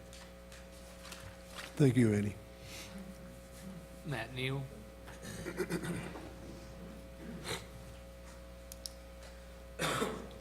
Good evening, Council. Evening, Matt. Matt Neal, 163 Wax Myrtle Trail. I have very brief comments because Andy is much more eloquent than myself. Initially, I think the red flag that flew up during the Planning Board discussion was the registration of rental properties. This is a new concept and not something that was initially discussed before the ZTA was drafted and proposed. It's a little bit of a somewhat bitter pill to swallow, and I think in adopting this resolution, that doesn't have to be an automatic function. It helps with enforcement, and that's a certainly important thing, but the City of Brevard has STR regulations that name a vacation rental use, and they don't automatically require them to get a different permit for that use. It just is a different use listed. What changes if you go that direction is you're going to go to a complaint-driven model of enforcement for the vacation cottages, which Peter might have a comment on, but there is software available. There's satellite viewership software to identify rentals, and there might be a method there, but it is going to be a bit of a shock to the citizens and the town that they will now register their vacation rentals, and I just let that sink in. But that being said, this will attack what the town was trying to attack, and it will put an end to it, and it's a pretty good piece of writing on Ben's part, so I appreciate it. Thank you. Thank you, Matt. That's the end of the list of folks who have signed up. Is there anyone else in the audience who would like to speak to this? Sure. And then I've got 2 more over here. Thank you, Ben. Ann Scherdsma, 69 Hickory Trail. I fully support the septic capacity limit portion of ZTA 1901. I do not support CUP, the high-density option. I have some concerns about the creation of this use, vacation cottage, and I just for the first time heard from Mr. Gallup that it would not apply to existing vacation cottages. I would like to know if you can assure us of that, because on its face it appears to apply to existing vacation cottages, and the occupancy restrictions that I've seen enacted in other beach towns have not exempted existing cottages as non-conforming uses. That's a concern, and I would like to have some reassurance that we do not have that many non-conforming vacation cottages in Southern Shores now, in terms of the 14 overnight occupants, because of the ZTA that was passed back in 2016 that limited the size of the house, and also because we had the 7-bedroom restriction in place. So there really are only a few houses in Southern Shores that would be non-conforming based on advertising for more than 14 overnight occupants. So I wonder about the application of the ZTA to those existing cottages, and if in fact you can say 100% that they are not affected. Thank you. Well, I'll go ahead and try and answer that before we go on to the rest of the public hearing. But I can't say 100% anything's not affected. I've been wrong before. But what I can say is that's how nonconformities work. You go and change the setbacks for everybody. You don't have to, everybody doesn't have to go smush their house into the setbacks that are new unless they fall into the categories under the nonconformity provisions of the town code. The only way to force it back on existing vested properties is to use an amortization process, if you're going to do it without going through a nonconformity process where it changes over time. And there's nothing in this to provide an amortization process. But what's important is all vacation home, everything that meets the definition of vacation cottage, whether it exceeds the occupancy boundaries or not, that doesn't have a permit for that is also technically non-conforming, but they can continue being a vacation cottage. But if they go and become a residence, and they're a residence for the period of time under the nonconformity statute ordinance that makes them become a residential use again, then if they changed it back to a vacation cottage, it's a step-by-step process, but it doesn't require anything of people who are already operating their cottages, either as vacation rentals or just their vacation home that they only visit, 2 weeks a year or monthly or every weekend, but don't live there. But no, it would not apply to anyone who had vested rights already, unless something happened to trigger the nonconformity provisions in the town code, which is typically a 50% change in value, or 50% improvement to the cottage or something like that. You might have to come in and get a permit, and then if you happen to have one also that happened to be above the 14 occupancy, then you'd have to go and fix that as well. Does that answer your question? Yes, but... Yeah. Mr. Berry, I'm going to get the man in front of you so I can go all the way back to the back at the end.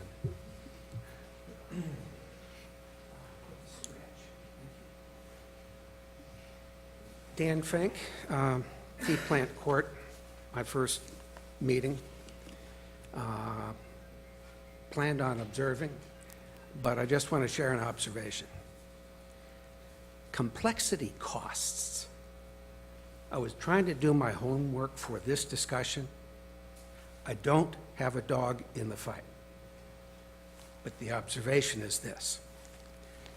You were reaching for some humor trying to explain your code. I don't think you're there yet. You need simple, plain English, declarative statement of what you want. State what is permitted.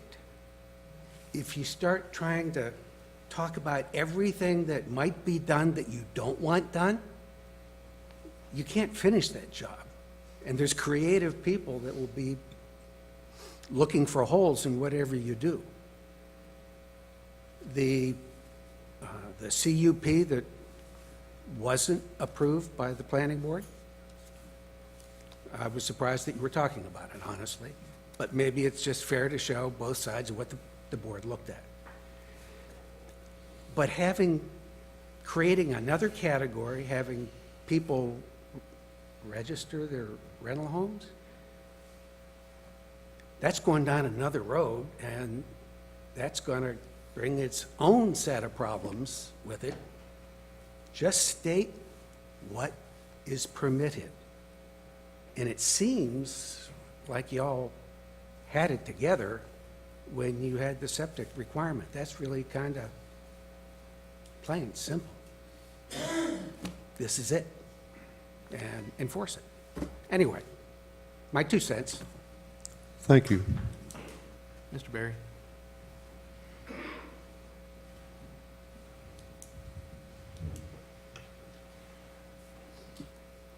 George Berry, 239 North Dogwood. I'd like to pick up some of the comments that Ann had. I have a question. If the property is non-conforming and it's sold, can it still be non-conforming, or will you force it to the 14-person capacity? It's still non-conforming. Still non-conforming. I So mean, it can be assuming that- sold as a non-conforming. Well, Doesn't have to be, Assuming the use doesn't change. the use If- stays if the it's- same. If the use stays the same, then it stays the same. It becomes it becomes, it's when the use changes that you have to conform to the use. You're a non-conforming use. Non-conforming, recall, means you were legal at the time you were permitted, Right. and you are no longer legal because there was a change in the code. Got it. That's what non-conforming means, legally non-conforming means. So there are a lot of, I hope some of you have parents and grandparents and kids.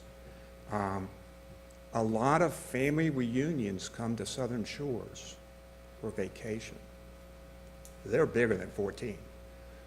Grandma and grandpa, they come. Billy comes because grandpa's paying for it. Mary comes because mama's going to take care of the kids and their kids and their kids. And it's bigger than 14. So you're really excluding grandpa and grandpa out of 14 by having a family reunion in the new homes in Southern Shores. Because 14, I mean, look at your families, how big they are, and the kids and the babies. Okay? So I want you to think about that. You pull the number out, 14, which is 2 per bedroom. I know that's from the past. But you think about your families, grandpa and grandpa and their kids. They all want to come to the beach and have a good time, spend their money here. That's a class of people in the future, and the new instructions you will be eliminating.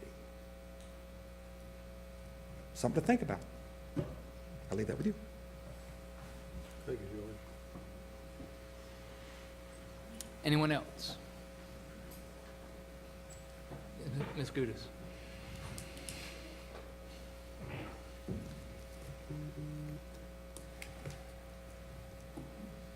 Good evening, everyone. Sally Gudis. We own the property at 156 Wax Myrtle Trail. Just want to thank you for the hard work you've been doing on this. I support the first part, but not the CUP. I wrote you all about that. I really encourage you to move forward as quickly as possible. You've been working on this for a long time, and I was very concerned back in November when it was referred down the road. I was concerned it might take longer even than this to get it resolved, so I really encourage you to move forward with this tonight and limit our occupancy to 14. Southern Shores, these areas are low-density, single-family residential. We all know that's the character that there is, that most of our community wants to ensure, and I appreciate the work you're doing on this. Thank you. Thank you. Anyone else?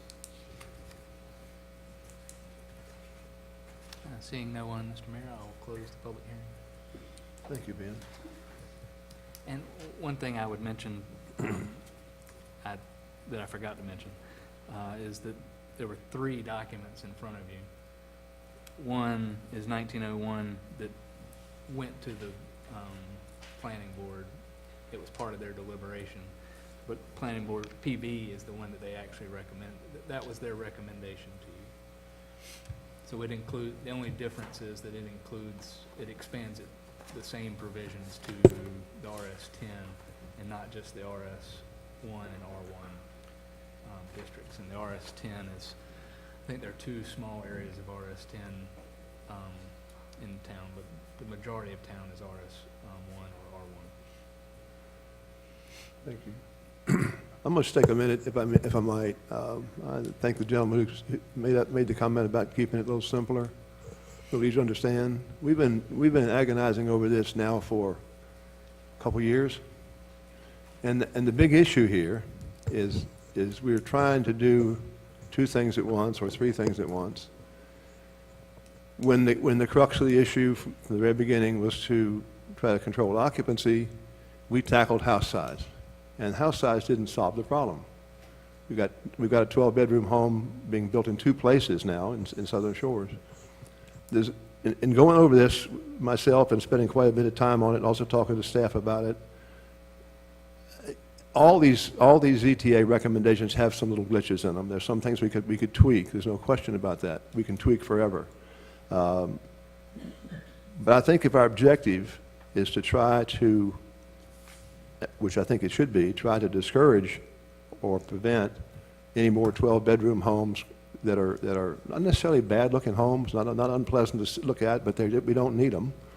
We can get by, I think, with 7 bedrooms or 8 bedrooms or 6 bedrooms, but ZTA 1901 PB addresses our issues pretty well. There may be some minor things we might want to tweak, as I said, but I think we should consider 1901 PB as our recourse here, which takes care of the septic and also limits the occupancy to 14 people, without specifically addressing the bathroom issue. Council, is there any further comments about this, or anybody want to discuss it further or make a motion to adopt ZTA 1901? I'd like to make a motion to adopt ZTA 1901 PB amended to delete any reference to vacation cottages or transient residency. Do I have a second? I have a question. Let's get a second. You can ask. Can I get a second? Anybody give me a second? I'll second it. Thank you, Jim. Now, Gary, what's your question? I was going to ask Ben about, and Jim brought it up, to the vacation cottages. Okay, right now, everybody's single family, correct? Correct. So if I have a property and I rent it and I go to vacation cottage, I'm making a change. Correct. So I can't be non-conforming. Right, you would have to Because go- I made a you'd have- change, you'd I'd have- have to meet the requirements, correct? If you had your residence, like your house, and you decided to Right. start using it as a vacation cottage instead of a primary residence, then you would have to go and, to be legal, you'd have to go and get the permit that said you were a vacation cottage. Okay, but I've got a beach house. Single family, right? Right now, yes. Right now. So if I make it, it's a rental, so it becomes a vacation cottage, because it's advertised and they're gonna check on me and all that, right? So, that's a change. Does it have to be conforming? No, I mean, you're still gonna be you're still gonna be permitted as a single-family residence. And you can operate as you were already operating as a vacation cottage, so you essentially are grandfathered in to continue that until you change it back to a primary residence and then try and go to a vacation cottage again. Okay. I wanted to clarify that, because I wasn't sure where we were going on that. Okay, and then under, and I know I'm looking at the wrong one, but under the section where we actually occupied by more than 14 overnight occupants when used as a vacation cottage, does the state allow us to do that? I mean, I'm sure you've done that, but I want to hear it on the record. I know the septic capacity has questions. We've said that all along, can be challenged, but I think it's going to be good. But to put in there that this is actually occupied by a certain number, can we do that as a municipality? And is there any reasons why we can't do that? any reason we can't do that? My understanding is that's one of the things that we can do, but that's more of I'm assuming you're asking. Ben. Yeah, yes. Like with everything, there is some risk that it's not something you can do, but I think the risk is a lot less than the septic capacity issues that we've discussed in the past. I think that has substantial risk, but having an actual occupancy limit to regulate density is, the commentators, including David Owens, would consider that to be something that would be included in a regulation for density. Now, there's some argument that density means something else, but in general, regulating occupancy is a way to regulate density. And So that when is the something you state have said- the authority to do. When the state said you can't regulate bedrooms, they did not say you can't regulate occupancy No, they did or not. density. They did not. Okay. No, the density is something in the list of things you can regulate. There's some minor question of whether occupancy is exactly density, but most people consider it to be.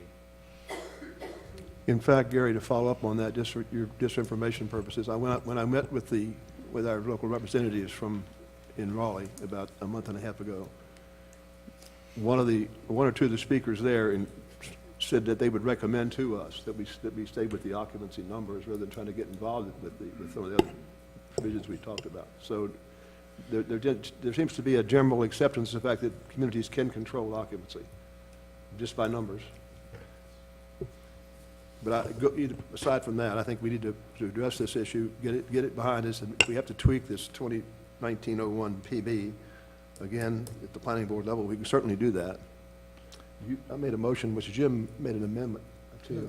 I amended it to delete any reference to transient occupancy or vacation cottages. I did that because I think a single-family home is a single-family home.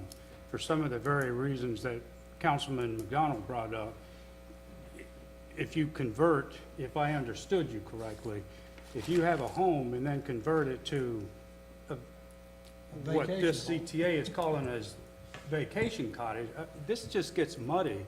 And beyond that, it's not part of the original problem that we went to solve. The problem was density, and now we've got this vacation cottage, which is we're on the verge of calling it a business, but it's still a single-family home as per state code. We've already on both have a septic capacity to 14, so I just don't see, the only difference that I can see is where if it is not a vacation cottage, they can still have over 14 overnight occupants, even though their septic capacity is restricted to 14, but a vacation cottage cannot have 14 overnight guests. It's just, it's a muddied mess. Right. And I don't disagree with you on that, Jim. I think, and I defer to Andy and the board on that one, but what I think they were trying to do was give the planning department some type of means by defining vacation cottage of enforcement, because now if you put that in there and leave that in there, you can look at advertisements in whatever magazines or online, and you have a way to go back and say, hey, you're acting as a vacation cottage, you're advertising for 20 people, you can't do that. If they're doing that, even without the reference to vacation cottage, we could still bust on them. Because it still says they cannot be occupied more than 14 overnight occupants. So if they advertise for 50 overnight occupants, you don't need the other language. I'm sorry, Mr. I'm sorry to Rasco, did you have something you wanted to mention? Just to comment on that, what y'all are talking about, that Mr. Yeah, McDonald please do. brought up and that he expounded on. After a CO I just want to make sure that the council clearly understands about enforcement post certificate of occupancy issuance. And hopefully the public will understand it as well, that we can respond to noise complaints, and we can respond to illegal parking, and we can respond to the advertising. If the advertising is for over 14, et cetera, we can respond to that. What we cannot respond to, and if you adopt that language that would prohibit overnight occupants of 14 in any way, shape, or form, at 11 o'clock on a Saturday night on July 4th weekend, we're not the bedroom police. So that has come up in the past, where we've been accused of not enforcing an occupancy limit under the old ordinance because we wouldn't go around there and count heads.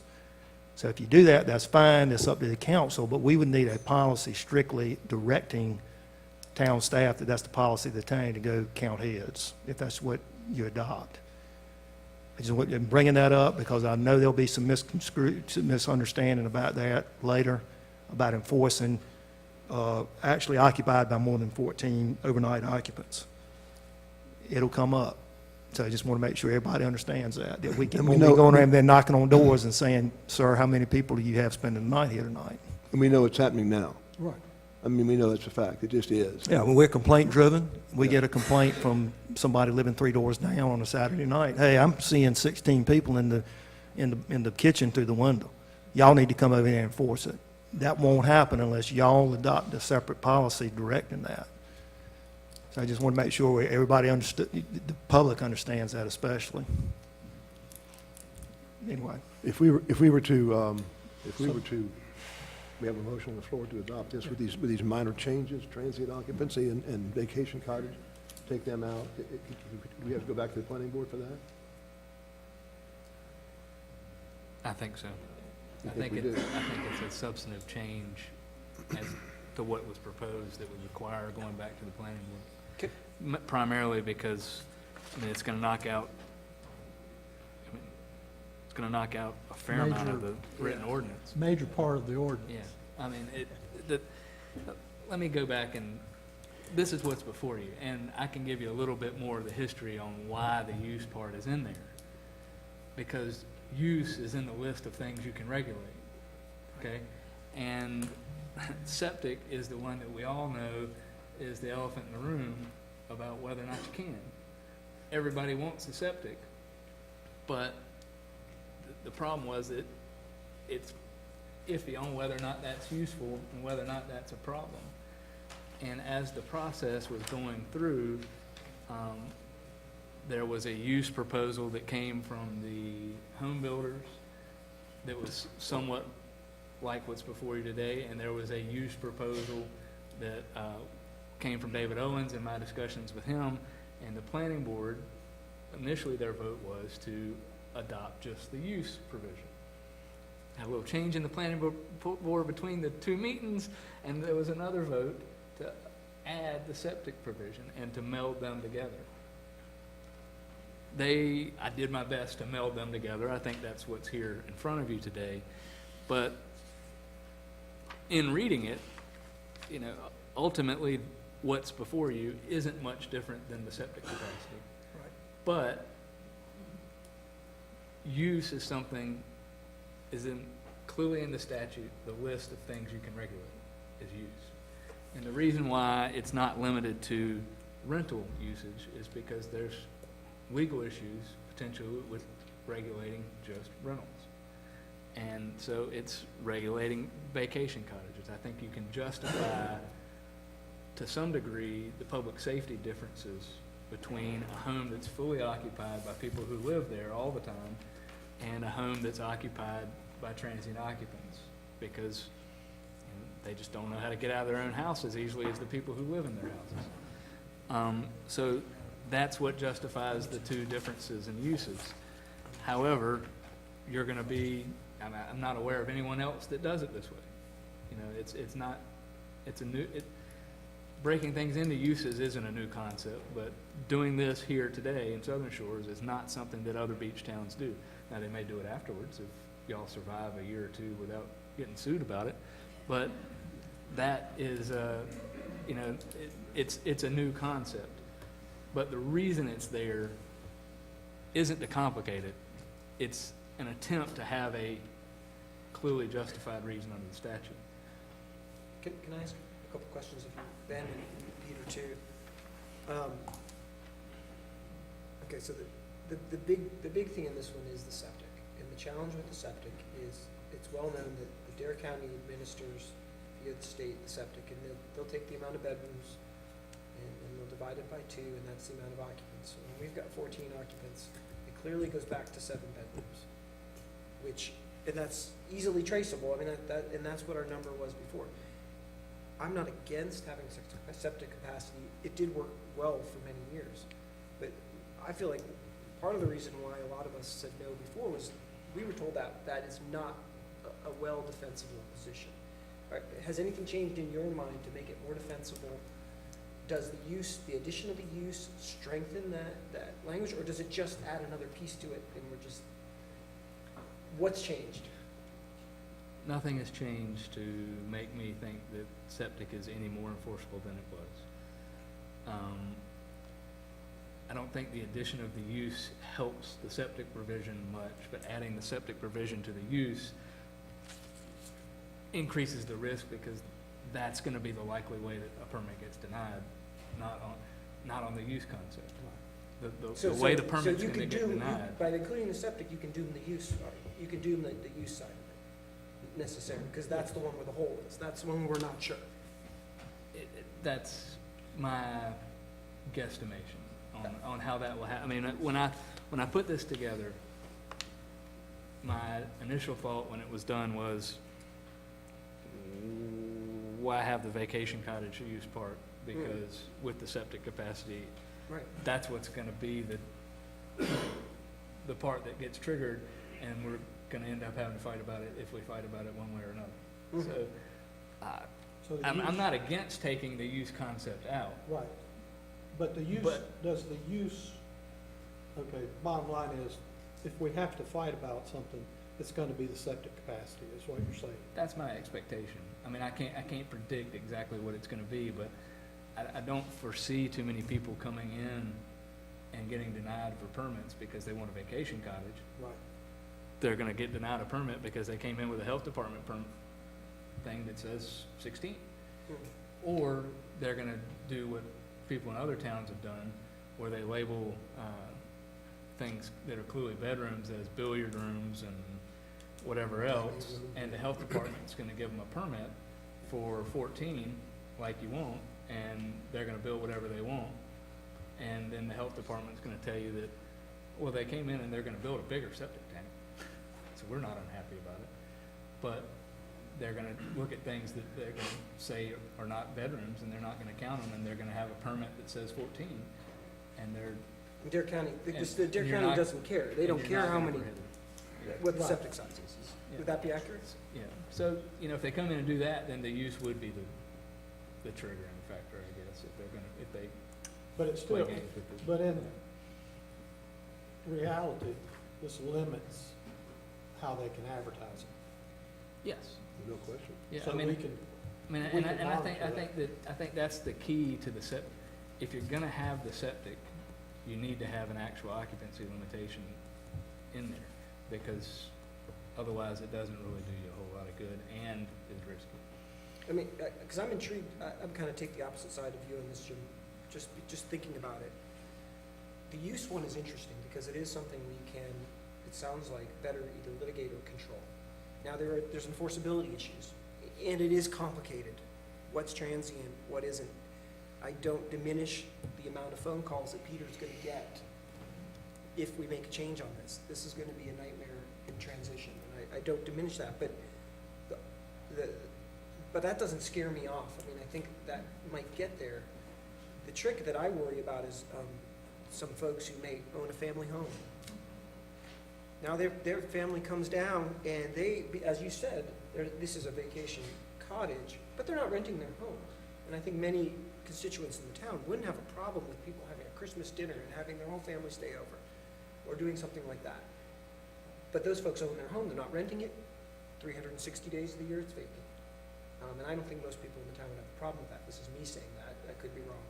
So that's one where I'd like to see a distinction, but if I'm hearing from you, that is not such an easy distinction to make. Well, that distinction actually does exist, because there isn't an actual occupancy requirement for a residential single family. But what if they're not living there? Then there is, Right. as it's written. Because we've got a lot of folks who, who own, the fellow who's helping us with some of this guidance owns a house and he doesn't live there all the time. And so he comes down with a bunch of people and it's 7,000 square foot house. And he comes down and happens to sleep more people one night, and it's his own home. He's not renting it. This is not I don't think it's a bad thing. So I have concerns about that. We've got a motion on the floor, it's been seconded. Is there any way that we can vote on this and pass it on, based on septic capacity also? I'm sorry, are you gonna take your amended version out and just leave it back like Ben's saying, leave the transit? I'd rather keep it the way I mentioned it. I just see no reason to have a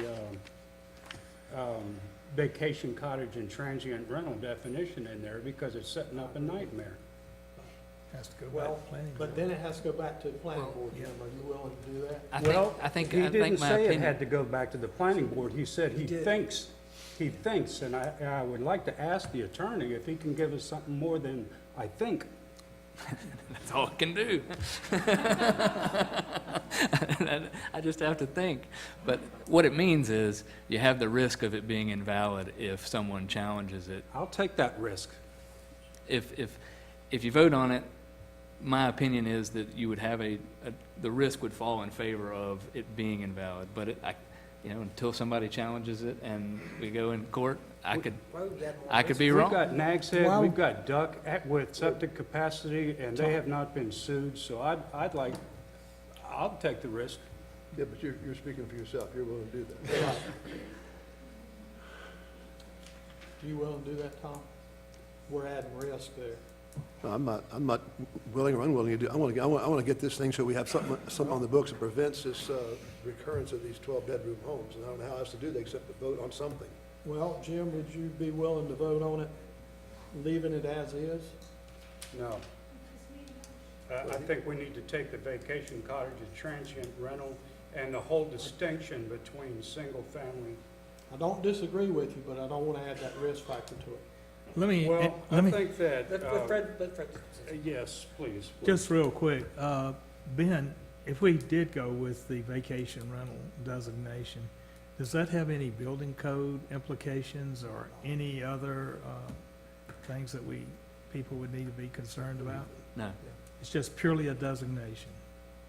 Yes, it's a use designation under the zoning ordinance. It doesn't, the building code is driven by the folks in Raleigh, and we don't change how they define things. Okay, good. That part of it does not change anything they can build. Is that correct? Well, it changes The septic capacity does, but the vacation cottage doesn't change anything that you can build. It's gonna be the same as a residential home. Single-family home. Ultimately, yes, but it says constructed for more than 14 14 occupancy. So if you came But in, the septic's in there that does that also. the numbers are the same. If the numbers were different, then it would have a different result potentially. But ultimately, the numbers are the same, so it's not going to change. That's how you're going to determine whether or not it has more than 14 occupancies, what the septic capacity is. All right, help me with this as far as the way to handle Jim's motion and move forward with this. Well, you would vote on it. If it passes, then there's a risk, it's going to go into law, and then if somebody challenges it, my opinion is they would, they'd have a potential challenge to it being a substantial change that should have gone back to the planning board. Or it could fail, and then you do something else. But it doesn't magically, my opinion on whether or not it's a substantial, that was what I was asked, is it something that would need to go back to the planning board? In my opinion, I think that the better analysis is yes. Okay. And I think that that's usually my answer for anything other than a minor change, because it's easier to avoid the risk completely than it is to take the risk in most circumstances. But y'all get to decide what risk you want to take. That isn't my decision. I just tell you what I think the risks are. We've gone round and round about septic capacity. And the risk here in the septic capacity, the risk that I'm talking about is the risk of not following the procedure, where if you take out large portions, the law says in some circumstances, you got to go back to the planning board to take out large portions of an ordinance that came to you through the planning board. That isn't the risk, that's a different risk from the septic capacity. I understand the distinction now. So, let me go back. If we left transient occupancy and vacation cottage in there, just like it's written right now, we could vote to approve ZTA 1901 PB. I'm going to We vote can- no. well, yeah, let me finish my statement. Yeah. This is going to allow the planning, we can ask the planning board to take a look at any modifications or change they might want to make to this after the fact. In other words, we can put something on the books right now tonight that says you can't do A, B, and C. In other words, you can't ask for a permit for a 12-bedroom home. And give, at the same time, give the planning board direction to see if they can amend this wording some, to make it fit more with what all could agree on. I think that makes very good sense, and I'm persuadable, but we did that on another ZTA, and it still hasn't come back to us so that, wait a minute, let me rephrase all that. Yeah. We passed a ZTA on the recombination of lots, and it caught up some people that was not intended, their collateral damage, and we still have not been able to address that one. So in that respect, I don't know. I mean, to pass something thinking that we can go back and fix it is becoming a more and more dangerous philosophy and approach in my mind. So how do I Fred, what do you handle think? Robert's rules? Let me ask, I mean, why can't we vote on what he can. proposed? I'm sorry? You can. And if it fails, then let's go back and vote on the Then we the move on. PB as presented by the planning board, and therefore we get something done. I mean, I think that's what you need to do. You I don't You either think vote on it, or he withdraws it, or, I mean, it may pass. And if it passes, then we see what happens. So we have a motion on the floor to, Could we reread the motion? It's been a long discussion. well, Let's my understand. motion was to adopt ZTA 1901 PB as written.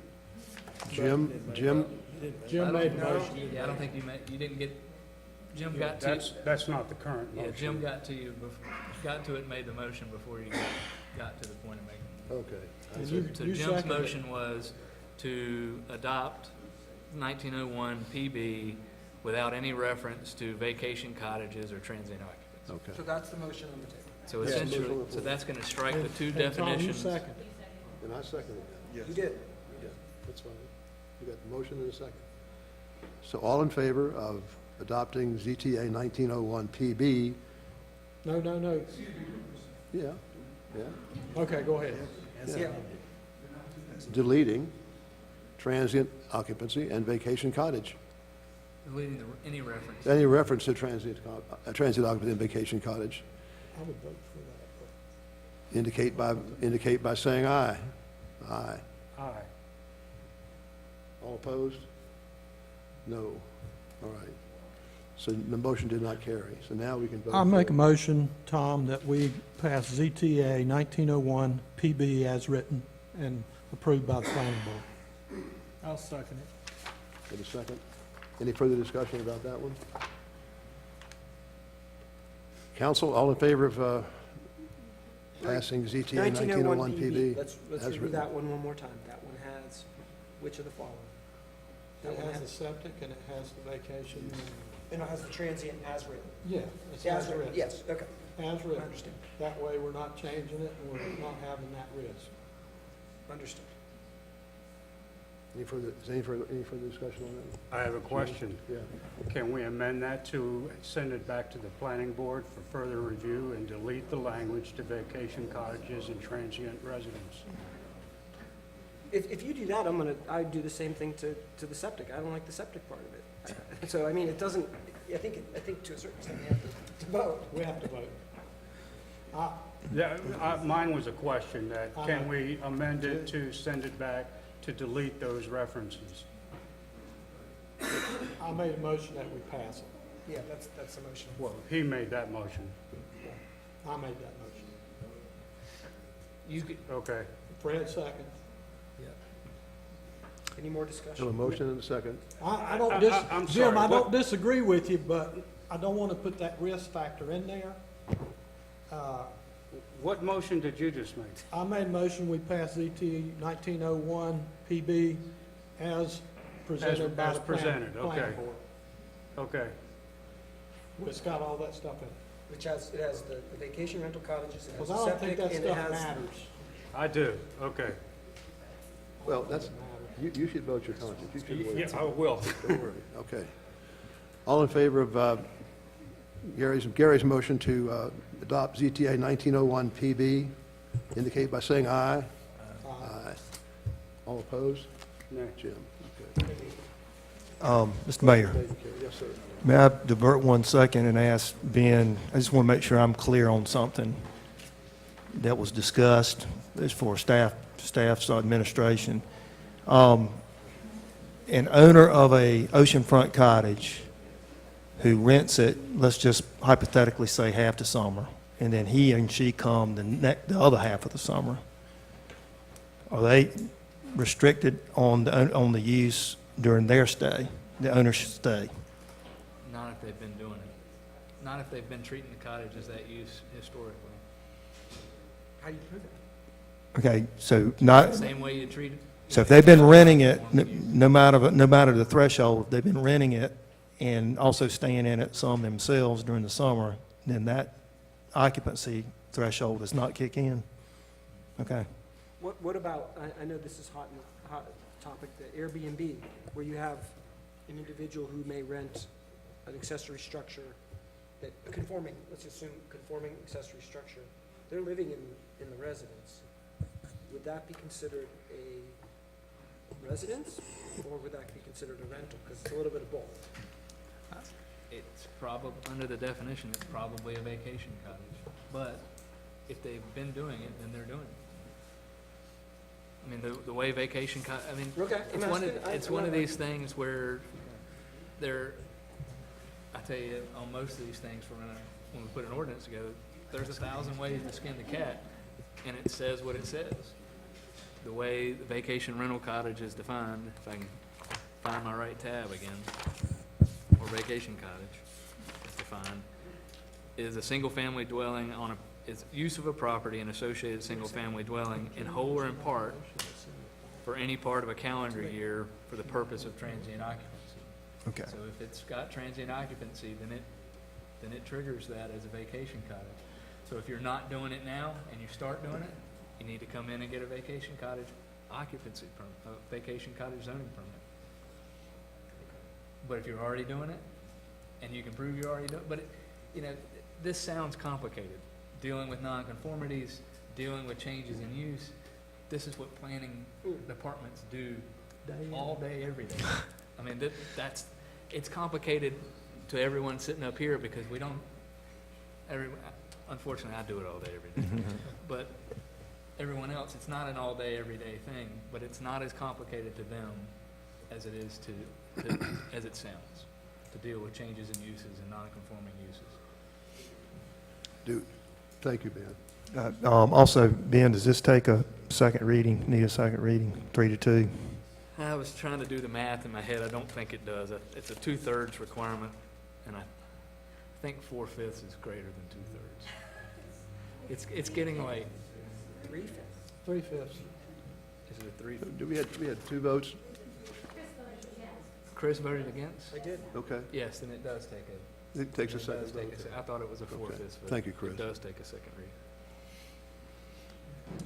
Council, well, since that I'm wasn't sorry, which motion were you talking about where Chris voted against? the same one that you Same did. one you did. Okay. So it's a 3-2 vote.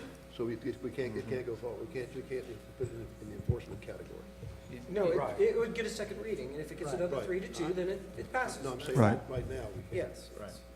You gotta have another, at the next meeting, you'll have another vote on it, and if it's a 3-2 again, then it passes. If it's not, then it doesn't. Council, we have item D, public hearing to consider ZTA 1810. Is there any reason to discuss that?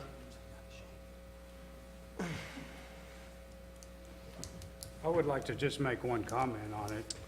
I'm not pushing for that ZTA 1810, but I just wanted to comment that was an attempt to address the impacts of large homes and high density.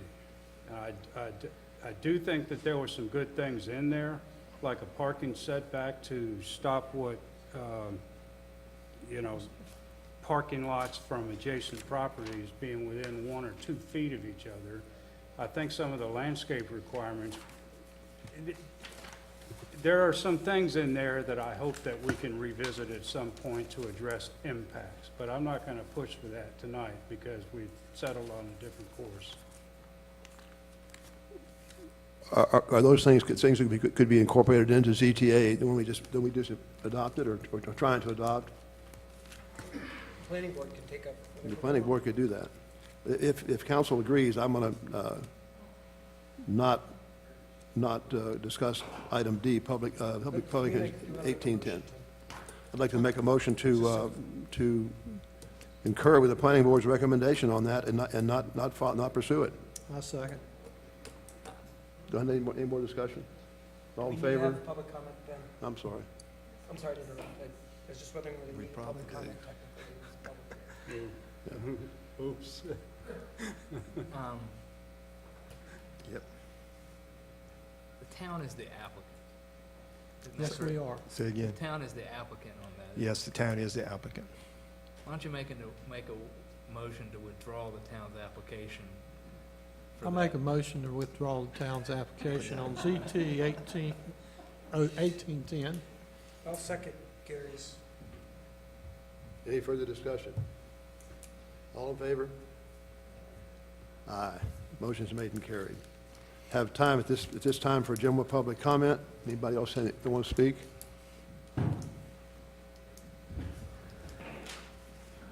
If not, I'll have just two things I want to share with you real quick.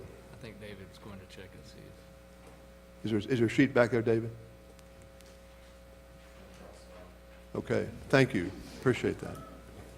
Two quick things. I went to an Albemarle Rural Planning Organization meeting this past week where they were discussing the long-range plans for highway improvements not in our town specifically, but in our area. Some of you may know this, but 158 from the White Memorial Bridge to the bridge in Manio is scheduled to be repaved over the next 2 years, probably half this fall and half the next fall. That was something I've heard was coming and is now pretty much locked in. They'll probably start paving shortly after the vacation season ends and work as late in the fall as they can. The second thing was on our agenda, but a long ways away, was the complete upgrade and modification of Highway 158 as it passes down through Kitty Hawk and on down south to Nags Head, turning it in more into a limited access highway. Instead of having a turn lane, you have a median down the middle, and they have selected places you could turn, make left and rights and so forth, coming to what direction you're coming from. The other thing that was included in that same package with 158, major modification to 158 was addressing something to do with the intersection of 158 and Highway 12. I asked, my question was, are we back to the flyover? No, just don't know what they're going to do. It's still on the drawing board. But they're still talking about doing something at the intersection. So just making you aware of those things.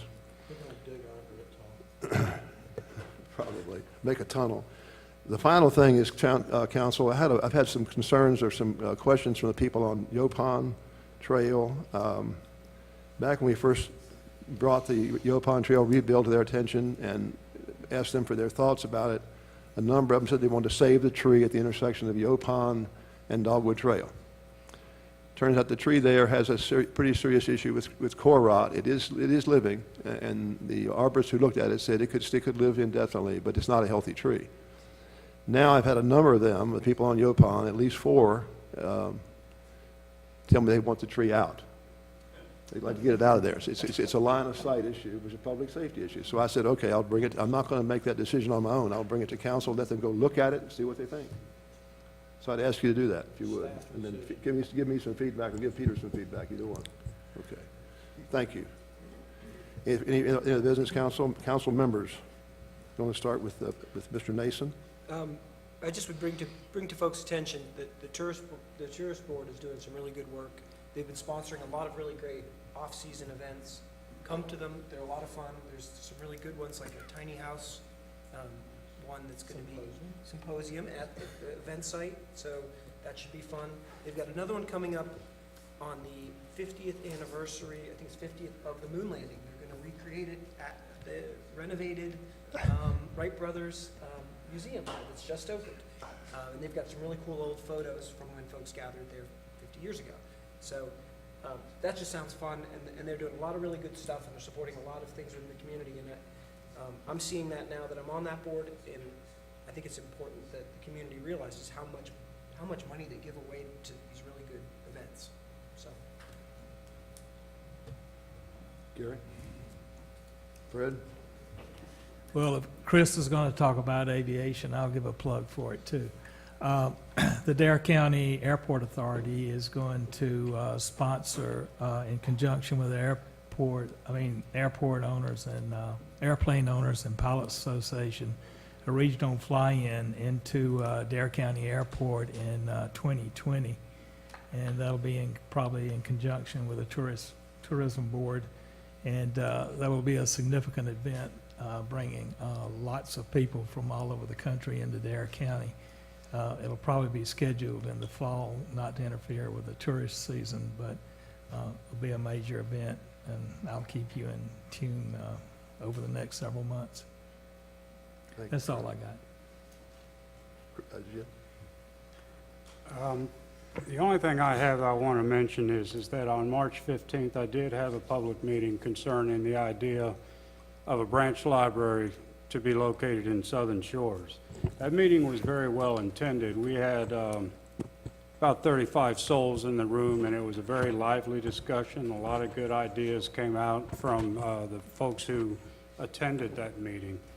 Now, the entire outline that I used in making this presentation, which basically encompassed all the preliminary research that I had done and some possibilities and everything, that entire outline, as well as a summary of that meeting, they are available on the town website. What's next in this process, I think, is, and I'm going to ask that this be added to our May regularly scheduled council meeting, that council go ahead and discuss forming a committee to further the research and feasibility of this idea. I think it's time for me as a council person to step back and let this be a community-driven effort. Again, I can't take credit for this idea. I want to overemphasize that. This came to me from somebody named Wayne Berry. He goes to All Saints Church. He was cleaning out the library over there, and he's actually a resident of Kitty Hawk. But since I know him from the church, he called me as a council person.